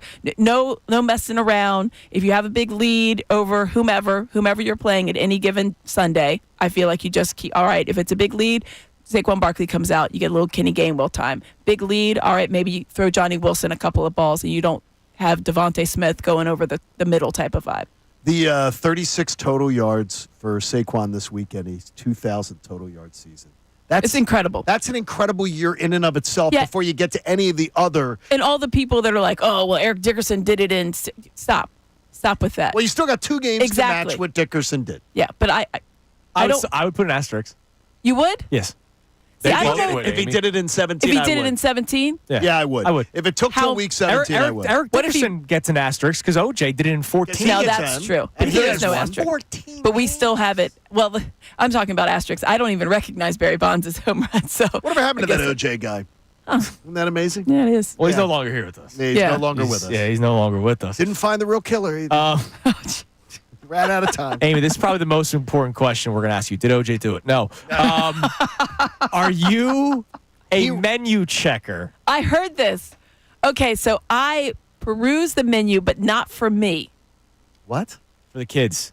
No. Oh. What if it's date Oh, night? if it's date night, because I pick the location usually, not always, but usually I'm a location picker, and then I like to either if I'm having like a couple, like tonight, tomorrow night we're going out with some friends, so I like to look at the menu, see if, but I like to see it for Sean because I need to know picky? like if he can, not picky, he likes his things though. Okay. What, a narrow menu? No, I mean it's just like he's like a meat and potatoes guy, but you know what I mean? Like, oh, if we're going to an Italian place, they better have pretty good chicken parm. Right. Okay, right. Okay. You know what I mean? It So better you're not be just a weird. So a great I do it spouse. as a consideration. Like I look at the menu and I think, oh, I'm going to find plenty of things. My but wife and I. you already know what you're going to order for something that you haven't even like attempted to think about. My wife and I went to Jamaica in February at a Sandals. I knew a year before what I was that's getting crazy from to me. each I just place. peruse for like a whole all right. year ahead. I knew what I was going to get. That's crazy. I'm a menu checker. All right, coming up I'm gonna next. remember that. There's a Seinfeld episode in there. Probably. Oh, absolutely. We had an interesting conversation yesterday that Mike Missanelli show talked about, best show ever talked about as well. I'm curious to get Amy's thoughts on this. It's the Embiid discussion we had yesterday that if he woke up today and said, I'm done. We'll get into that coming up next. It's Kincade Salciunas, 97.5 The Fanatic. Fanatic Sports Update. More liking what he's seeing. I'm Connor Thomas. This update is brought to you by Winter Wonderland at PJ Wellhands. Get through the cold winter blues by meeting at PJ's for their brand new seasonal drinks and food menus, including their new Wing of the Month, Lemon Pepper. Go ahead and check that out, and check out the Eagles' offense and what they've been doing lately. My goodness, the 10-game win streak has been great on both sides of the ball, but this past Sunday against the Pittsburgh Steelers was the best mark of the Eagles' passing attack across the board, and Kellen Moore talked about the offensive side of the ball yesterday, and specifically what Jalen Hurts has been doing well lately. Jalen did an excellent job working through his progressions, getting the ball out of his hands. Protection was excellent. I thought our guys did a really good job early in that game, finding that rhythm and playing at a high level. They certainly did, and they've been playing at a high level for, a couple of months now? Their last loss was in September. That puts the Eagles in pretty good standing, 12-2, tied for the best record in the NFC. It also means that going down to Washington this weekend for their matchup with the Commanders, if they can find their 11th straight victory, they will be NFC East champions. So a chance to wrap up the division as early as a couple days from now. The Flyers are back on the ice tonight in Detroit against the Red Wings. That game will have puck drop at 7 p.m. It'll be live right here on 97.5 The Fanatic. The Sixers are off until Friday when they'll once again play the Charlotte Hornets. It's an off day for all NBA teams, as last night the NBA Cup concluded with the Milwaukee Bucks winning the second ever in-season tournament. Amy Fadul will stay with us for the entire 9 o'clock hour. I'm Connor Thomas for the home of the 76ers and Flyers, 97.5 The Fanatic and 97.5thefanatic.com. Tyrone Johnson. This football.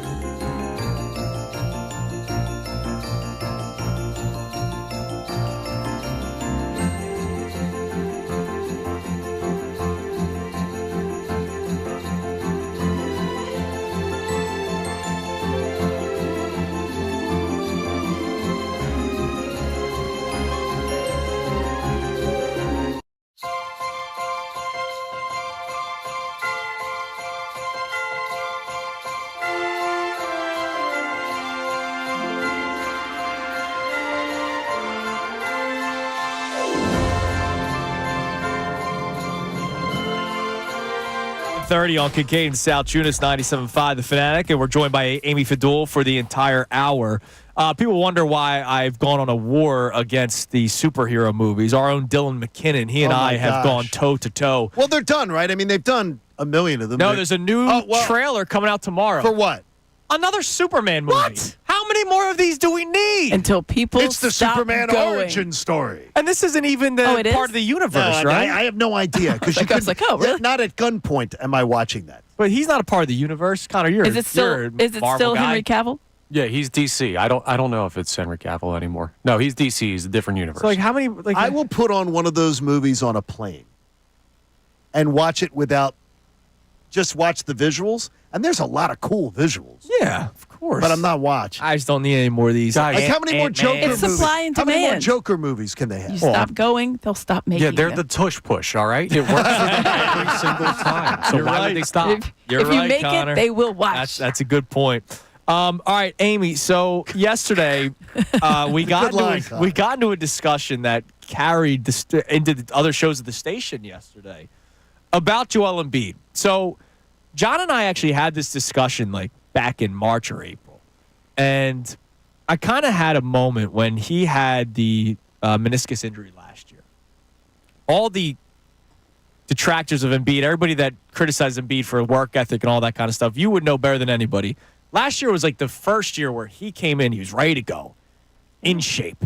Out of the gates, 35 plus a game. Was having the best start of his career, was having the best season of his career, and if injuries didn't happen, who knows what he could have dropped accomplished. 70 in a game. Yeah, he would have won MVP for the second straight year. He would have been back-to-back MVP winner. But, of course, as we're very accustomed with Joel Embiid, he got hurt.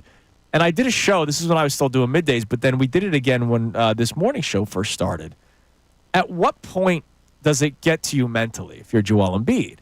And so just 2-3 weeks ago, Andre Drummond said he talked with Joel Embiid, who was depressed. He used the depressed word. He comes back, plays a great game against the Bulls. Nobody saw it because the Eagles were playing the Panthers. Oh, I saw it. Yeah, you saw it. And then the next game he's playing, and then the sinus fracture happens. Is it a season ender? No. Could he be back next week? Yes. If Joel Embiid woke up today and said, I can't do this anymore, would you blame him? Would I blame him? No. Of course I wouldn't blame him. I would be disappointed. Yes. But no, I think that at some point, and you've heard, like obviously Drummond mentioned it, and it's been alluded to. Tyrese Maxey, I talk to Joel Embiid all the time to tell him, like, checking in when we hadn't seen him for 2 weeks. He would be at the end of the bench. Sometimes you would see him at the end of practice type of vibe. But so people were asking, like, hey, how's he doing? Yeah. Like, concerned. I think that there would be a real, like, relief for him if it were me. Right? I'd be like, I can't do this anymore. Yeah. Like, I can't blame him for that.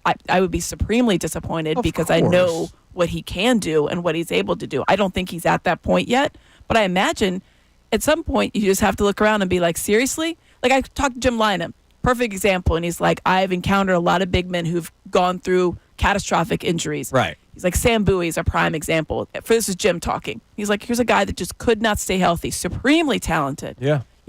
One of the top picks. Just could not stay on the court. And it took a toll on him. And he said it takes a toll on a lot of the guys.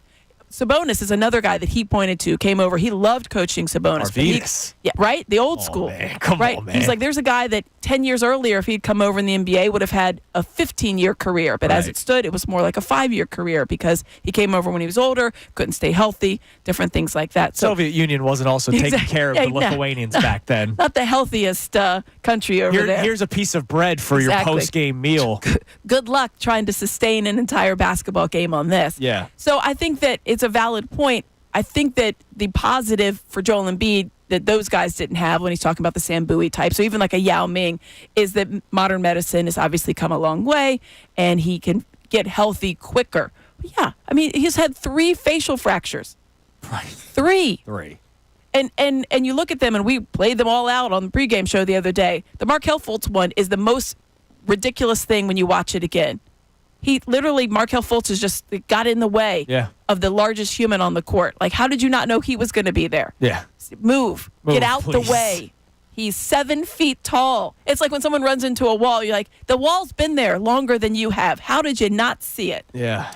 7 doctors, though, the Sixers and Joel Embiid checked with this offseason before signing the 3-year, $190 whatever it is $1 million extension, and they all say he would be able to with proper doing what he's supposed to do, honor that contract, and he'd be there to play for it.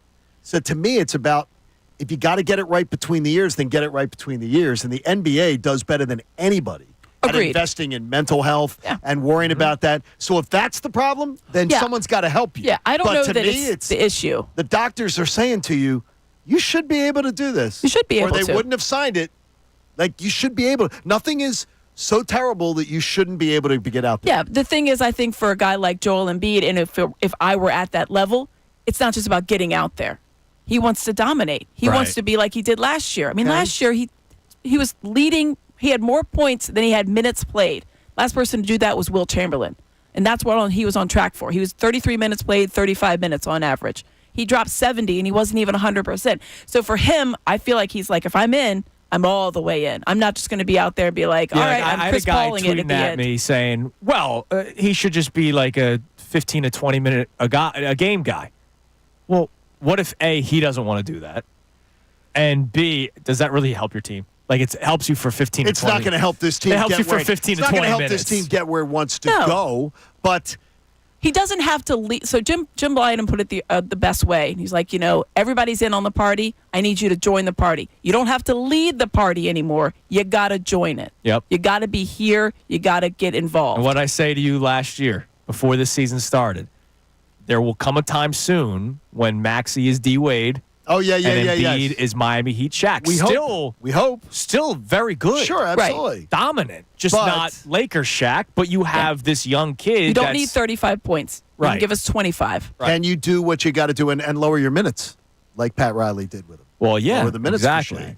I mean, it's like, They just have to revamp the entire offense. I am unfair in my assessment, and I will say it. I'm unfair in my assessment because I literally would sit in a room with people who were and then I would sit in a room with people that are literally fighting for their lives that were plumbers and doctors and carpenters and nurses and that had to somehow get their backsides to work and go through all the stuff that they had to do just to save their lives. I think it's a little dramatic when people talk about how hard it would be. I think it's a little dramatic. And if you need help with it, they offered us help at the Cancer Center. They have people that are there to help you out. Dr. Brian Sprandio, by the way, he's spectacular. And you just get a mental reset, be able to help you out. I just think it's a little dramatic when people talk about it. Yeah, That's me. I don't think Embiid's at that level. I think that he's obviously dealing with the recurrence of injuries, and I think that takes a mental toll on anybody. And I don't think that he's at the point of like, well, that's it. But yeah, I mean, the question has to be like, all right, well, what form is your best form? Is it full bore? Is it all the way go? Or is it something maybe a little bit less that's still really good? Because let's face it, 75% Joel Embiid is still 100% better than anybody else that they have at that position. There's no question. Yeah, absolutely. All right, Amy, the power rankings. We love going through them. The Eagles, I can't believe that the Lions fell that far. It was a great game with the Bills. They lost to the Bills. I think people are taking the injuries into account. Oh, yeah, the Montgomery. They look better than the Chiefs, though, despite all these injuries. I mean, they had the David Montgomery injury, I was like, really? They have to look around and be like, seriously? We're trying to do something. We're Detroit. We're trying to do something here. It's unbelievable. Give us a bone. But the Eagles, number one. Are they the best team in football? Right now, they are. Yeah. Right now, there's no question. I mean, I went to the Steelers-Eagles game, and it was... for a while there, I thought, holy smokes, they're going to roll this team. It's a good Steelers team. It is, yeah. It's a good Steelers team. Good defense. The best matchup. So we were sitting kind of cornered lower level, and we got like a front row seat to the Lane Johnson versus T.J. Watt. Like, there's some plays I only watched that. And all of a sudden I look over like, oh, yeah, that's great, A.J. Brown. That, to me, was a fascinating battle. And I know Lane Johnson took that personally. And he had to, because that was a heck of a battle. That was a heck of a battle. It was awesome to watch. Watt, that's the first time TJ I've Watt's seen Watt incredible in person. That was spectacular. He's so fast. He's so big. They did a good job. Yeah, he's a freak, though. An absolute freak. Oh, yeah.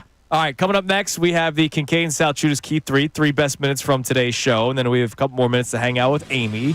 It's been a pleasure, Amy, as always, as we are 1 week away from Christmas. How about that? Unbelievable. Oh, yeah. It is Kincade and Salciunas on this Wednesday morning, 97.5 The Fanatic. Now, the top sports stories in Philadelphia for 2024.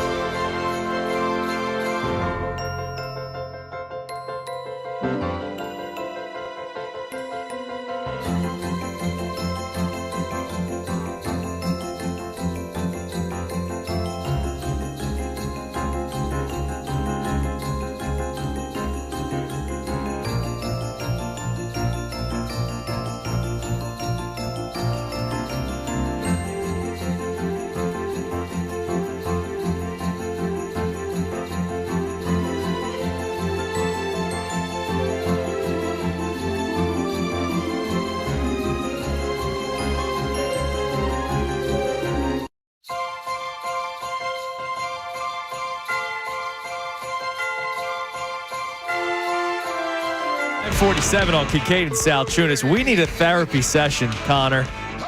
John just told us This is an unbelievable. absurdly horrible story. It's so messed up. It's so messed up. And if you know Tom Kincade, if you know Doc, he's got this in him. And This he's is never so going to be, messed up. he'll never be forgiven for it. It No, can be forgotten. dude. I'm surprised you still talk to him. It's an immediate punch to the face. I am putting out a picture.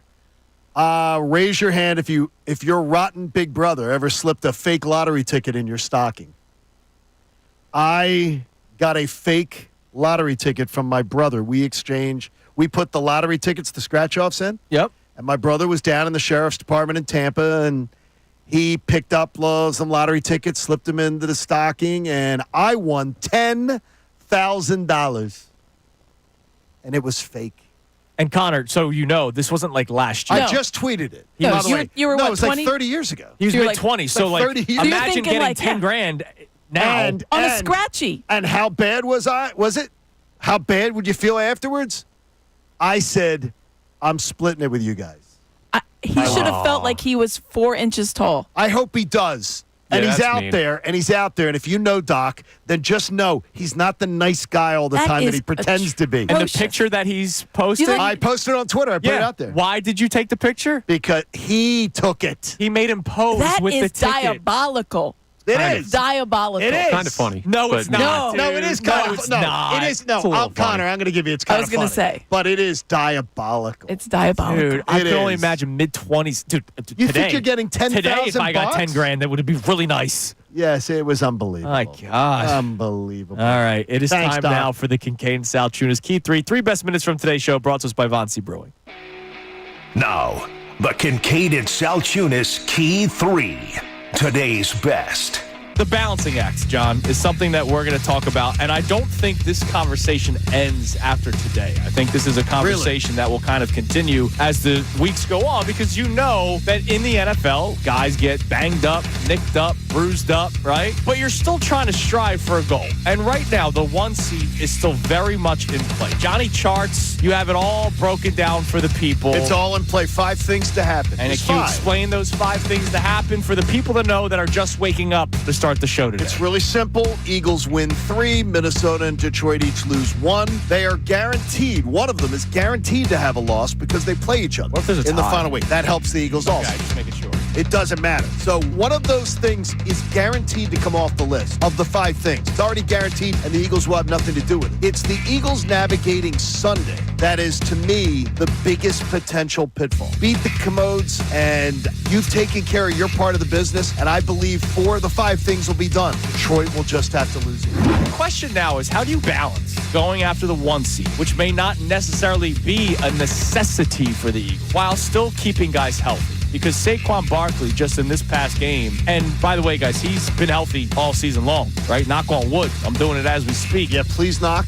Which is something that we're not necessarily accustomed to seeing in the career of Saquon Barkley. He's had 1 major injury, but he's always missing a game here or there. Yeah, ding, a little quad thing or He something. hasn't had that this year. He left a lot of time last week because of the thigh injury, right? A.J. Brown, the hip drop tackle that was not called, and I wonder if that player will be fined for it at some point this week. You're getting to the point now where you're looking what's ahead of you. The 1 seed's still very much at play. The 2 seed is locked down. And then if you look at the teams around you, what is the biggest downfall for the Detroit Lions right now, John? I mean, it's just the injury situation. That's it. It's all they're looking at because there's nothing else to make you really doubt them, right? No, I mean, there's nothing else. talent-wise, coach-wise, you trust all of it. We trust it all. It's the health. And man, they have a laundry list of injuries. And so you look They at what's do. going on with the Eagles and you go, all right, they are healthy. Dallas Goedert's on IR. He'll be back for the playoffs. Britton Covey missed another game, but he should be back soon. And he's, let's face it, just a special teams player at this point. Yeah, but he gets Cooper DeJean out of harm's way. Right, which is important. And then you Which have a is lot of other guys that kind of got banged up. Darius Slay. I know it was just a cleat to the ankle, but he's always getting dinged. He's right been getting now. dinged up a lot recently, and that's his age, right? That's going to happen. So how do you balance this? I still think, John, and we talked about this a couple of weeks ago, I handle business as usual because I think once you start putting